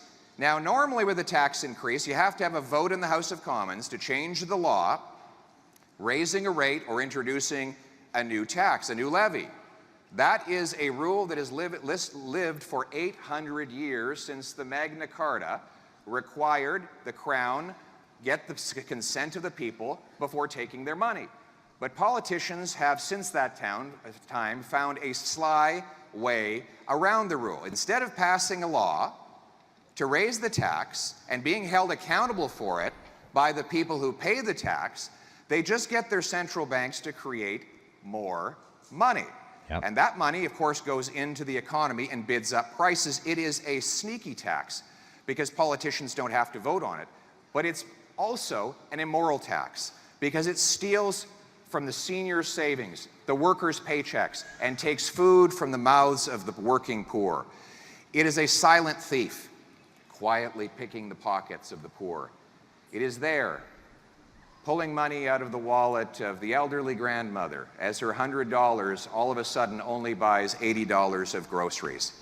And there it is again, the thief, reaching into the bank account of the young family who now has to wait 25 years to save up for a down payment. The radical money printing deficits of Justin Trudeau, funded with newly created cash, caused the money supply to grow in coins, bills, and bank deposits from $1.8 trillion to $2.4 trillion. A mind-blowing 32% increase in the supply of money while the economy grew by 4%. In other words, the amount of money grew 8 times faster than the stuff that money buys, which bid up the cost of everything. And now Trudeau forces the same people who suffer from his inflation to pay higher interest rates to stop it. Recently, former Liberal Finance Minister John Manley said Trudeau's deficits were pressing on the inflationary gas pedal, which forces the Bank of Canada to press on the brakes with higher interest rates. These higher rates now collide with the very over-indebted families who the government encouraged to take on overpriced mortgages to buy overly expensive homes. Time is running out for these families. If rates rise before these families renew their mortgages, they will lose their homes. My common sense plan cuts waste and caps spending to bring down inflationary deficits and interest rates so Canadians can keep their homes. Here's how we'll do it. When I'm Prime Minister, we'll adopt a dollar-for-dollar law. It works the same way you run your personal finances at your household, the way single moms and small businesses budget. When they increase over here, they decrease over there to pay for it. So this is appealing, not just to the common sense of people managing their household budgets, but to the basic reality of economics as described by the great Thomas Sowell, who said the first law of economics is scarcity. People always want more than there is to have. And the first rule of politics is to ignore the first rule of economics. Yeah. But we're going to bring that rule inside government. Every time a politician has a bright idea to spend money, he will be forced to root out waste in his own department to pay for it, rather than just passing the bill on to you. Oh, I want to say something about this. Taxes or debt. BA with a $5 super chat. Independent judiciary, please. Not appointed judges to Liberal Party funded appointees of their ideology would be sanctioned as law. Free Canada. Yeah, the judiciary should be completely independent of politicians, of politics. It needs to be a separate branch of government. But so what he's saying here, this is a good idea to cap spending and say any dollar of new spending has to be matched by a dollar of savings by cutting the spending that's currently happening. But here's a big problem. Here's a big problem with that. It doesn't address the fact that we're spending too much. We are spending too much, and we need to reduce that amount of spending. So great idea, absolutely. But it should really be $1 for $2. You'll get $1 of spending if you can find us $2 of reduction. You need to get rid of $2 of spending in order to get the $1 of the thing that you want. And you'll see immediately so much come down in terms of that. Not only that, I would like to see a type of law be enacted where a parliamentarian that resides over a budget that is in excess of the GDP for example, an in excess of X amount budgetary deficit should immediately be ineligible for re-election in the next campaign. Immediately, unless they can keep that balanced budget, no, you're not allowed to run for government again. And you've completed your service. Thank you very much. See you later. Maybe try again in another election, but you will not be the incumbent. See you later. $2 from Just a Dildo. Never lose your smile, gentlemen, if you know. I don't know. Is that a reference to something? I don't get that. But yeah, pay cuts for sure need to happen. Holy cow. These parliamentarians are, yeah, absolutely. They get pay raises every April Fools. It's so funny that it's April 1st that they get their pay cut or pay raises. No, I think they should get pay cuts for sure. I think that should be across the board right away. But absolutely, if you can't balance a budget and you increase the spending and you're adding to the national deficit, I believe that you should just not be eligible for re-election. And that would really skirt that really quick, because there's a lot of people that would not like their political careers to end. And if that's the name of the game, well, they'll find savings. They'll absolutely find savings on all of these things, and you wouldn't find so much bloat. But that's my opinion. You guys can have yours.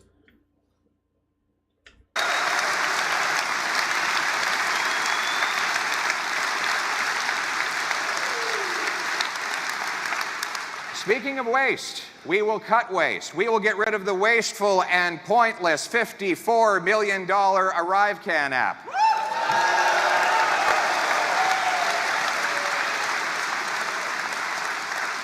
You know, it's funny. A couple of IT workers, as a gag, decided to see if they could design the ArriveCan app from scratch. And they managed to do it in a weekend, and it didn't cost $54 million. My suggestion is that they send that app to Trudeau and call it the ResignCan app. Oh, I like that. That's pretty funny.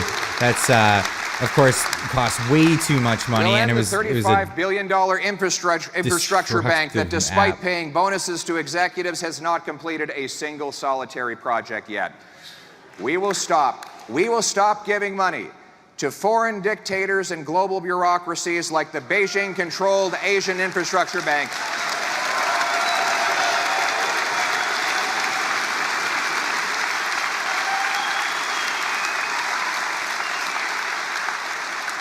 Trudeau gave the Asian Infrastructure Bank $250 million of your tax dollars to build the same pipelines and highways over there that we can't build over here. When I'm Prime Minister, there will be no more of our money going out of this country to most multinational bureaucracies that are corrupt or foreign dictators. We will bring home our money for our people in this country. Bring it home. Bring it home. Bring it home. Absolutely. So, I mean, I can't agree with most of the stuff that he's saying here. Obviously, I want to see more cuts to the budgets. I mean, they've increased it by double. What national debt has increased under Trudeau more than all of the other prime ministers combined. Every other one of our prime ministers throughout history combined, he's added more debt than any of them. So obviously we've got our work cut out for us. If we want to be able to survive this economic downturn, we should definitely be aiming towards making some drastic cuts, absolutely, in this case. Now I want to introduce my guest tonight. I've been looking forward to this chat all week, actually. And, well, I mean, needs hardly any introduction. If you guys watched the video earlier, go over and you went over and you subscribed to the channel. He's a commentator from the UK. He's been doing an amazing job of breaking down a lot of the things, wokeisms and woke things that are happening in our culture. And I'm talking, when I talk about our culture, I'm talking about the West in general. And we're all tied. I mean, we're part of the Commonwealth. We're part of the Commonwealth as Canadians. We have cultural history, Americans with the Americans, and obviously there was a big breakup there a long time ago. But you know, we share a lot of values with each other, and to be able to comment on each other and then look at our own situations and look at the West as a whole. It's always great to do this in that kind of lens and to be able to see other people's point of views and other people's opinions. So without any further ado, I'd love to introduce my guest tonight, Yinka, that guy. How are you, my man? I'm good. How are you? I'm doing great. And I'm really glad that you were able to join this evening. I understand it's like, what, 3 a.m. for you or 4 a.m. in the UK?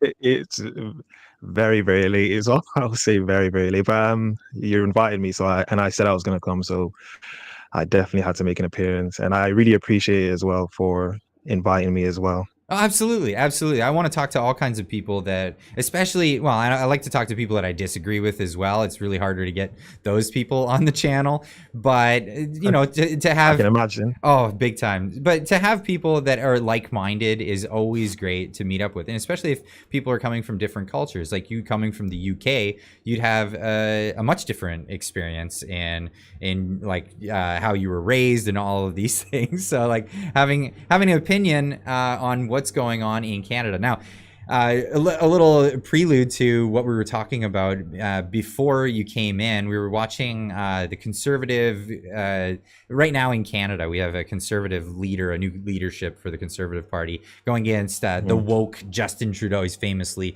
woke. His famous first words were why he chose the people for his cabinet, why he wanted to have like the members that he chose, not because of their merits, but because of their social cues on the woke scale. His answer to that was Usual. His answer to that was the usual. Yeah, current year was his answer because it's 2015. So we're all the way in 2023. And what happened with that? Well, economic downturn, a lot of issues in Canada, a lot of problems with all the implementation of their policies, and riling people up, getting people angry. But anyway, I wanted to. The Conservative thing is what we were watching, and I was really surprised that the Conservatives, because they're usually kind of limp on these issues, they came A out lot of times, yeah. pretty strong, and they came out and just declared that this is a war against a woke movement that's destroying our country. And to hear that was just tremendously exciting. To hear those words, because it's hard to get excited about a politician when they're just like trying to, they go with the platitudes and they try to dodge it and not get canceled as we've seen so much. But hey, can you explain to the audience, to people who don't know you, what it is that you do on YouTube? How did you get started in this whole world of commentating on what's going on?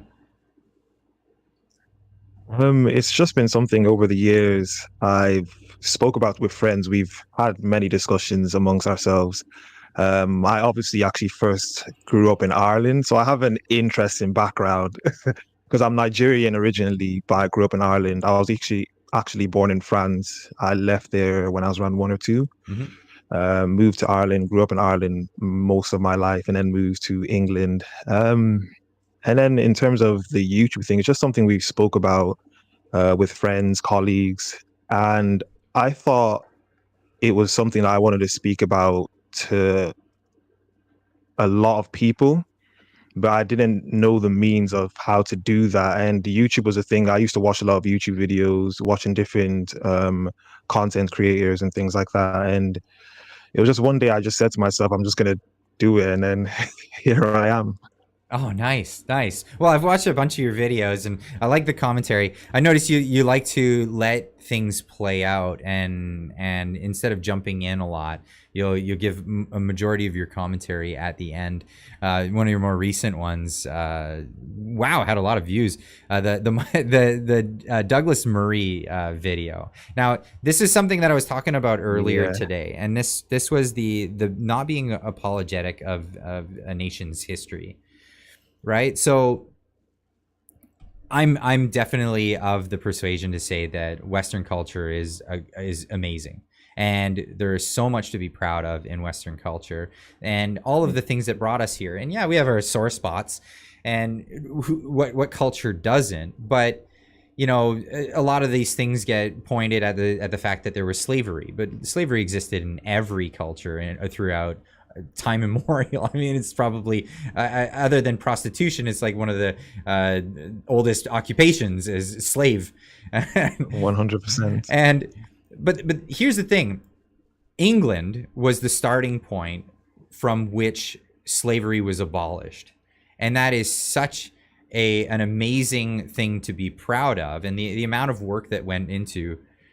Oh, sorry, I got a hiccup in the stream there. But the fact that so much effort went into abolishing slavery, and then in Canada, we're one of the first nations in the Western world that has never had slavery in its entire time of being a country. So that's something to be proud of. We're proud of the fact that we were the end destination of the Underground Railroad when slaves were fleeing from the United States at the time. And here we are now. And Douglas Murray in that video, he says, I'm bored. I'm bored with hearing this. I'm the same. I'm definitely the same. I think what helps, and I kind of use it to my advantage, unfortunately, but fortunately, my skin color does play a part in it. Unfortunately, because I personally don't like to see things for us being black or white. I see everyone as the same as me. I don't look at, or I don't delineate between races. I see every race as the same. And I hear it so much nowadays. There's just a division that wants to go on race, whether it be sexual orientation. There's a variety of things that come into play. And it's definitely something that does come to my benefit because people see me as a minority.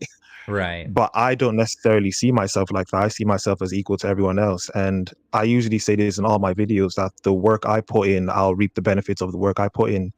And I don't want to call them my people, because I see every people as my people. But in my community, as they call it, my community, being a black person, which I don't agree with personally. I believe everyone's are my people, but being of my skin color, it does help in terms of people who listen to me more, which is very weird because people say that we're minorities, but then because of my skin color, people also listen to me more, which kind of also contradicts what they say about black people or people of color, as they call them. And I Well, like to joke about it a that little bit as doesn't well. make you marginalized in any sense of the word. That means Hmm. you're being uplifted and you're given a platform, just Exactly. for an innate Yeah. characteristic that you have. Now, I would say your community maybe could be the UK. I mean, like I consider my community to be, Canada. I have a lot of pride in the things that we've done. My channel largely got off the ground when I was talking about the Freedom Convoy that happened just a year and a half ago, and that was just an amazing moment for a lot of Canadians because we've been divided by all of this stuff, and especially through COVID. When COVID happened, and then for Canadians to just say that's enough, we're done with this, it's over, and we're just putting an end to it. That was such a moment, and it wasn't. It was Canadian. It was a Canadian moment because it wasn't like, old stock Canadians, some people will call it, right? It was Canadians, and it was there. And Canadians largely, there's a huge amount of Sikh people in Canada. There's a large amount of Chinese Canadians. And from every walk of life in Canada, and they all got together for the same purpose, to say enough is enough. We want our freedom, and we want to be able to do the things and live our lives the way we want. The chat right now is saying we're all human. Like that's at the end of the day. That's what I say as well. Where it is. I think what's nice about the Western world though is that we do have the spice of life. You know what I mean? We have all kinds of different walks of life, and it adds to a lot of the culture. So for example, like you said you're from Nigeria originally, so your family brought a new flavor to the UK, and my family is first generation Canadian, and which means my parents are immigrants. So my parents came. My mom came from Scotland. My dad's American. So we brought our own flavors. The American flavor is a familiar one for people here, but that's it. So like for anyone to just look at somebody and say, "Oh, you're not from here," that it doesn't really equate, because you could totally be like myself. I'm not originally from here if you look at it that way. My parents aren't, right? And then I'm born to immigrants. So at the end of the day, none of this stuff really matters, but the whole idea that you can use this stuff to get an edge on stuff, and like at the end of the day, that's the incentive, is it not? Because you can get a leg up on other people by claiming that you're a victim. Yeah, that's what I've seen a lot as well. And I really despise that victim mentality. And I do talk about it in a lot of the reactions and commentaries I do. I've seen it growing up all my life. I've grown up with a variety of people, as I've said. And a lot of times, all I hear nowadays is everybody wants to be a victim. And I keep saying in all my videos, I'm just not that type of person. I will be a victorious person. I'll come out working hard, like even things like just even doing YouTube as well and seeing the growth. Although I'm still a small channel, I would say, I just do not use race or see race when I'm doing things. And I don't use race to call myself a victim. I don't think, and people need to understand, even there's racism in racism is everywhere. It's a part of life, but I feel like people want to divide, and that's what they're using nowadays, especially in governments as well. They're using it to divide people, and I just don't see it like that. I just want everyone to unify with each other towards a common goal, whether it be a variety of things, but I just don't see it like that. And I despise the victim mentality that a lot of people have, because it does hinder them from getting to the goals that they want to reach in life. Yeah, and well, I think this is largely the reason why we've been coming up with these like new genders and stuff like that. Because, well, you have a lot of people that do fit into the whole melting pot, or they don't identify, or they're not some visible minority or something like that. And So, well, I need a thing that will make me a victim, because there's an actual economy for it right now. Because if you're a victim and you can get into this grievance culture thing, you can actually be rewarded for it, and you can have you can get benefited for it. And we see this time and time again. People get the job that they wanted to get. They'll browbeat somebody into doing something that they wanted them to do. They'll everything from, you know, something a high consequence, all the way to like, I want to get a discount at a retail outlet. I mean, it's ridiculous. It really is. But like, I really believe that what's routed in this pronoun game is that. What do you think? 100%. People are using it to get ahead in life a lot. And what people don't realize is by doing this, we're creating a society where people are not incentivized to work harder for anything. So that's going to create a weak society in us doing that. Mm-hmm. Although I believe in their heads, they see it as they're doing a good for society by catering to people's feelings, is what I call it. It is making people not want to work, because we're not basing people off of their merits or their hard work. We're just basing off of, if they feel like a victim, then we're just going to offer that role to them, which is not really helping. Well, that's racist, I hear, to be an advocate for the meritocracy. That's what I keep hearing. at least that's what the woke mob's telling me. You can't say stuff like that. It's so funny too, because like I grew up in a very multicultural town. I grew up in the town of Windsor, Ontario. It's named after Windsor, England. Of course, a lot of stuff in Canada is named after English things. That's just, it comes with the territory, right? But so growing up in Windsor, Ontario, it's a melting pot. It really literally is. It was one of the big destinations for immigrants when they first came. A lot of people moved to Toronto, I think Montreal, and Windsor, Ontario, and it was an economic hub because they had the automotive industry. But when I was growing up, I'd say like maybe 50% of my class were like white Anglo-Saxon, whatever, right? Like your typical, what you think of as white people. And then the rest of them were a mix of people from everywhere. And it was celebrated when I was a kid. And I'm talking about growing up in the 1990s. I'm like the old stock millennial generation. But at the time, I got a funny story, actually. So the first time I heard the N-word was I watched a movie, and it was which one was it? It was Menace to Society, and my parents don't know I was watching it. I was too young for this, right? And so I watched it with a couple of friends, and the N-word was just like every other word, and it was a term of endearment, right? It was this thing like, you know, they're telling it like, hey, what's up, buddy? You know, like that kind of thing. So the next school day, I go to my school and I'm just saying it to my friends. I'm like, yo, what's up, ma? What's up, ma? And I'm throwing this out there, right? And I'm like totally oblivious of what it means. And my friend at the time, and I'm not gonna give his name, but he was a black kid. And I said it to him, and he just like, what? And it started coming at me, and I had no clue what I said, right? I had zero idea what it was that I said.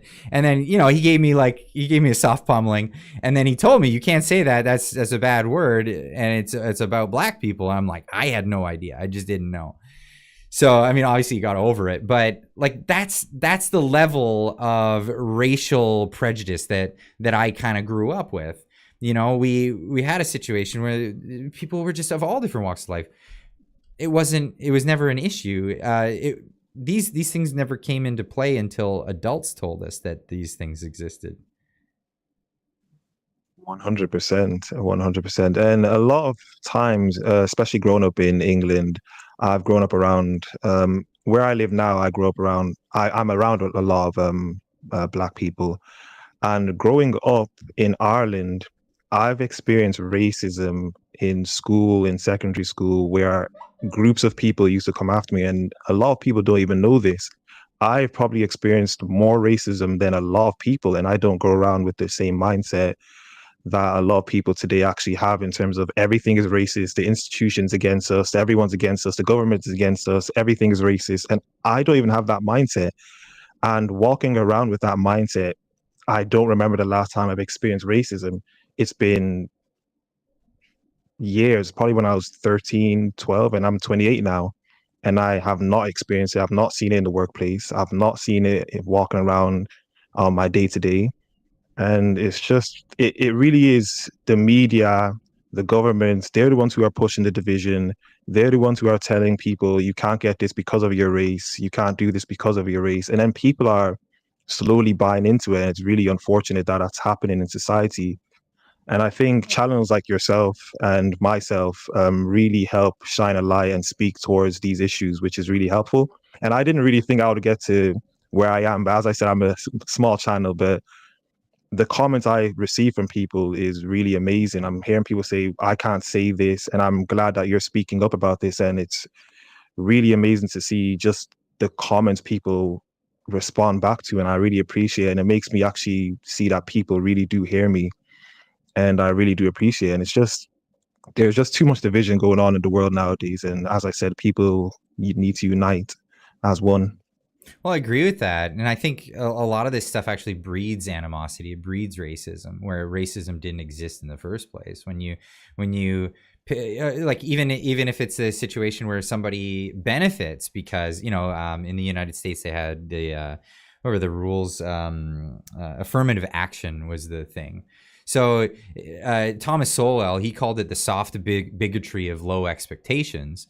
When you have a policy that's there to give a leg up to a community of people, or just, a demographic of people that you say are not smart enough.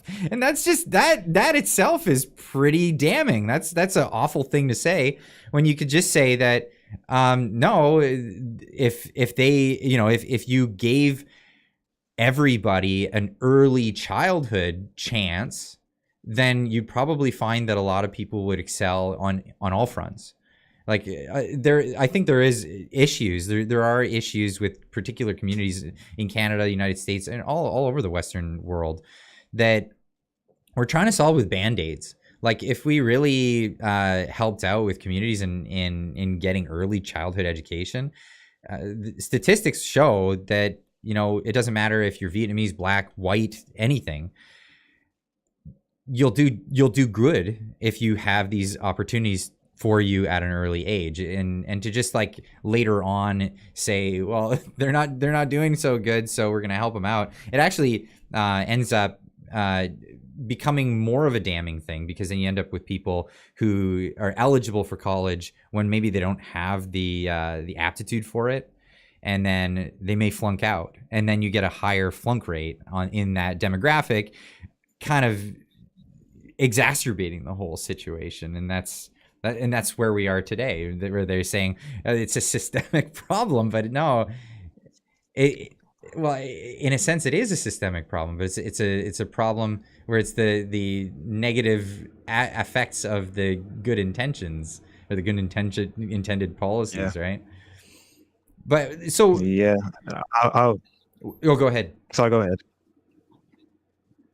I was just going to say, with the not reparations, affirmative action.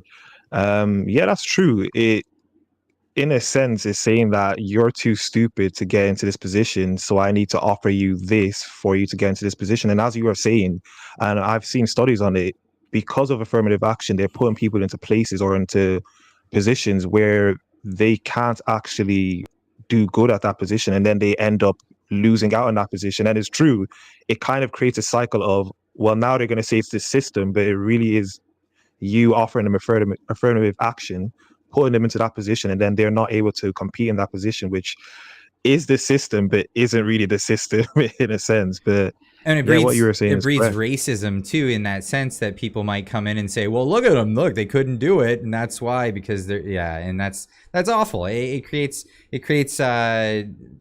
like they say, the road to hell is paved with great intentions, right? And that's the whole thing. I've got a member of the community here. for 7 months, a member here says, I have watched Yinka content and he really dislikes the woke cult. Welcome, Yinka. So welcome to the chat. Jabrail NTP, thanks for the $7 super chat. If you want to say something in the chat, just include that as well. And then any questions, of course, ask away. But yeah, I want to get into this because, like, you brought up reparations. Is there any begging of reparations in the UK?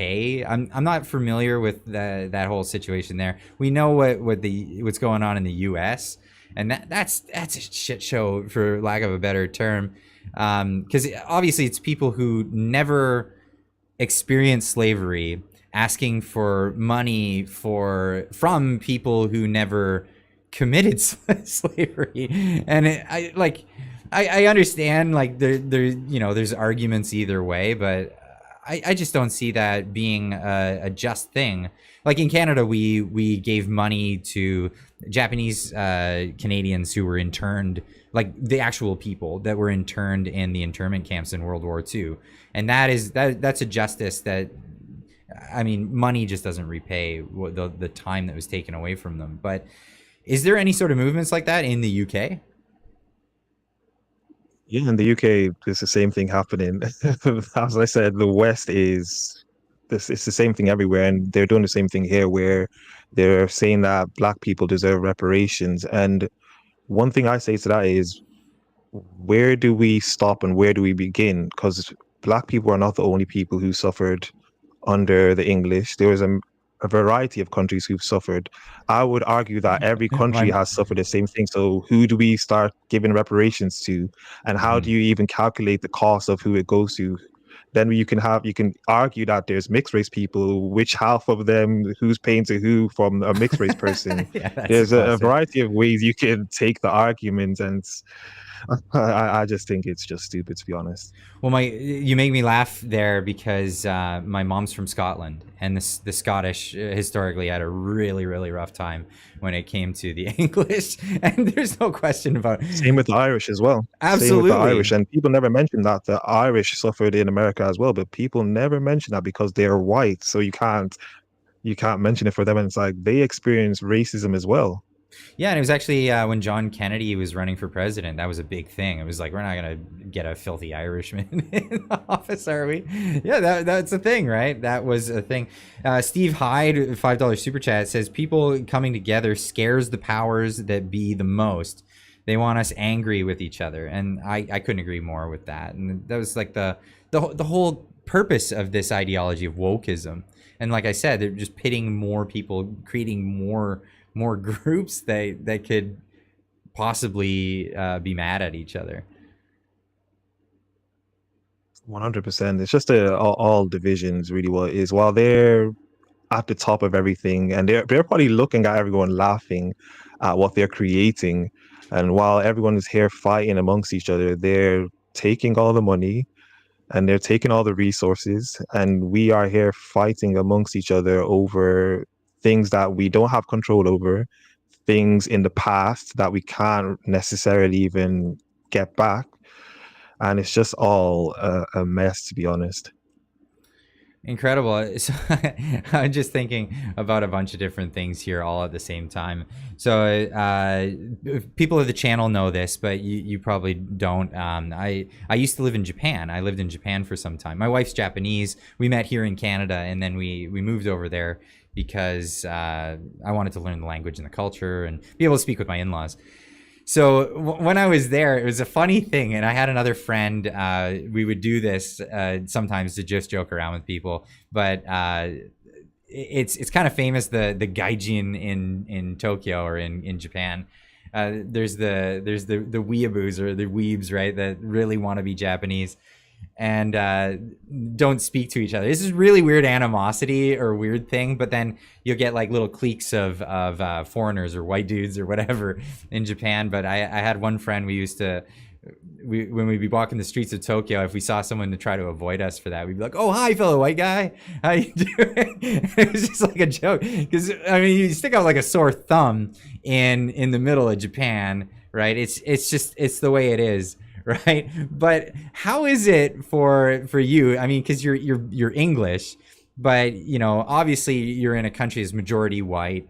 There's all kinds of other ethnicities, but it was the first time I ever experienced being like not of the look of the dominant or whatever, the majority race in a country, and I actually found it funny. I thought it was kind of a funny thing, but it's true that like people kind of gravitate towards each other, and these are things that help gravitate people towards each other. What's your experience in that, in this sort of sense that I'm describing, or is it completely different? I don't know.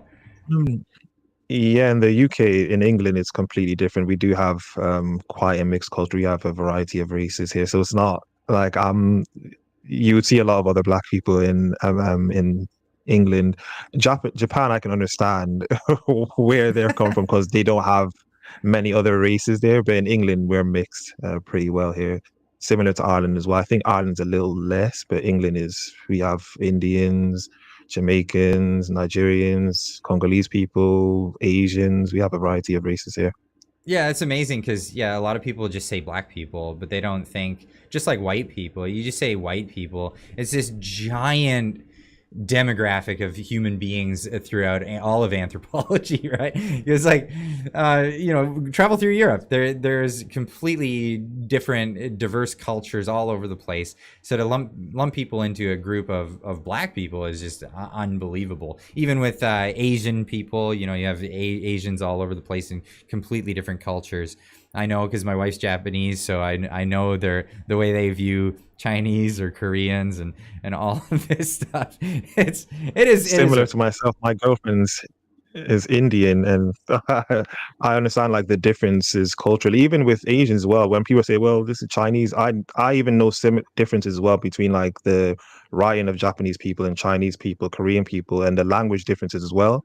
And a lot of people don't realize that as well, but there definitely are a lot of differences as well. What do you think our cure is for this whole scenario? When can we get back to the way, like, because we were in the right direction in the 80s and 90s, I think, where it was going to the point where it was like everybody just kind of, looks different, and that's an interesting thing. And that's the way, our culture is. What do you think the answer is to all of this? How do we get back to that? It's a very good question. One of the main things would be just finding commonalities amongst each other. Um, I would say this is kind of cliche, but it would be a sense of finding God really is the answer. Because I think throughout history, every single race, there was some sort of wanting to know a higher power beyond themselves. And I think once people can get to that, that would help a lot. Wow, that's profound. Actually, this has been a bit of the topic in our community quite a bit.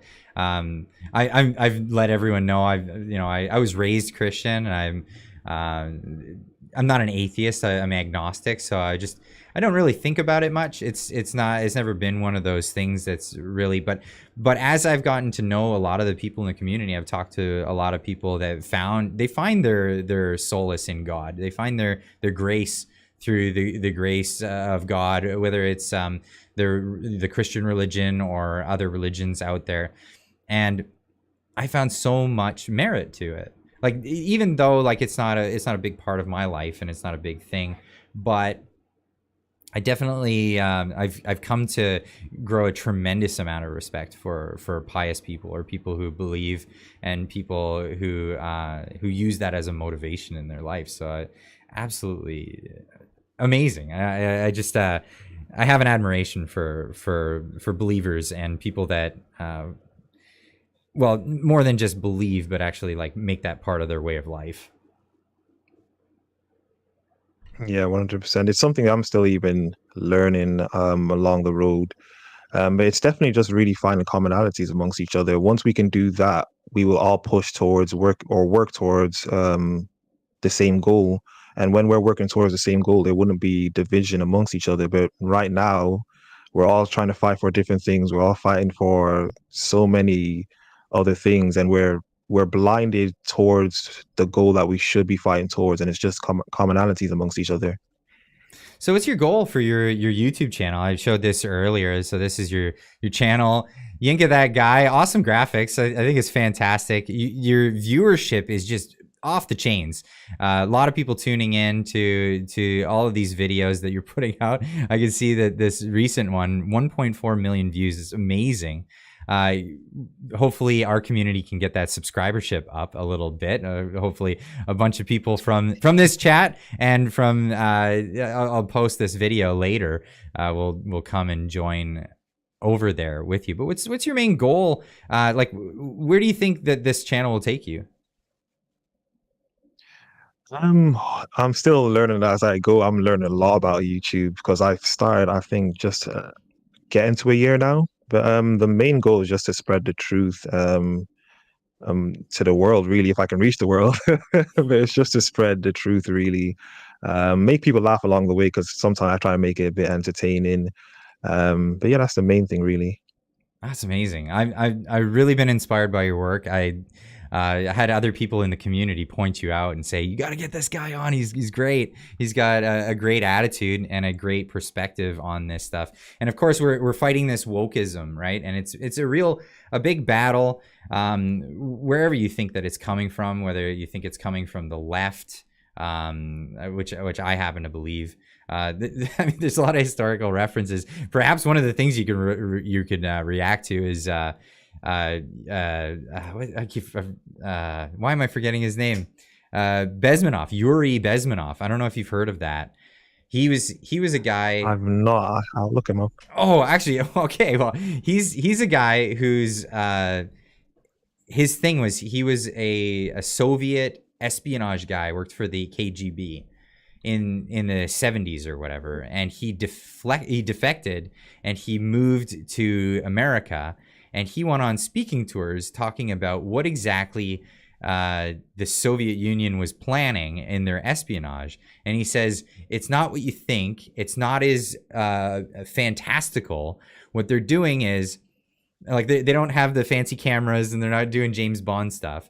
What they're doing is they're infiltrating universities and they're installing nonsense ideologies that will subvert the culture over decades. And it's unbelievable how accurate his predictions were. But here we are. And he even said, like, it'll get to the point where most people will see it and it'll be so ridiculous that people won't be able to stomach it. But it's the point of this is that it will become so ridiculous, and that's the point, because that will be the marker to cue people between each other.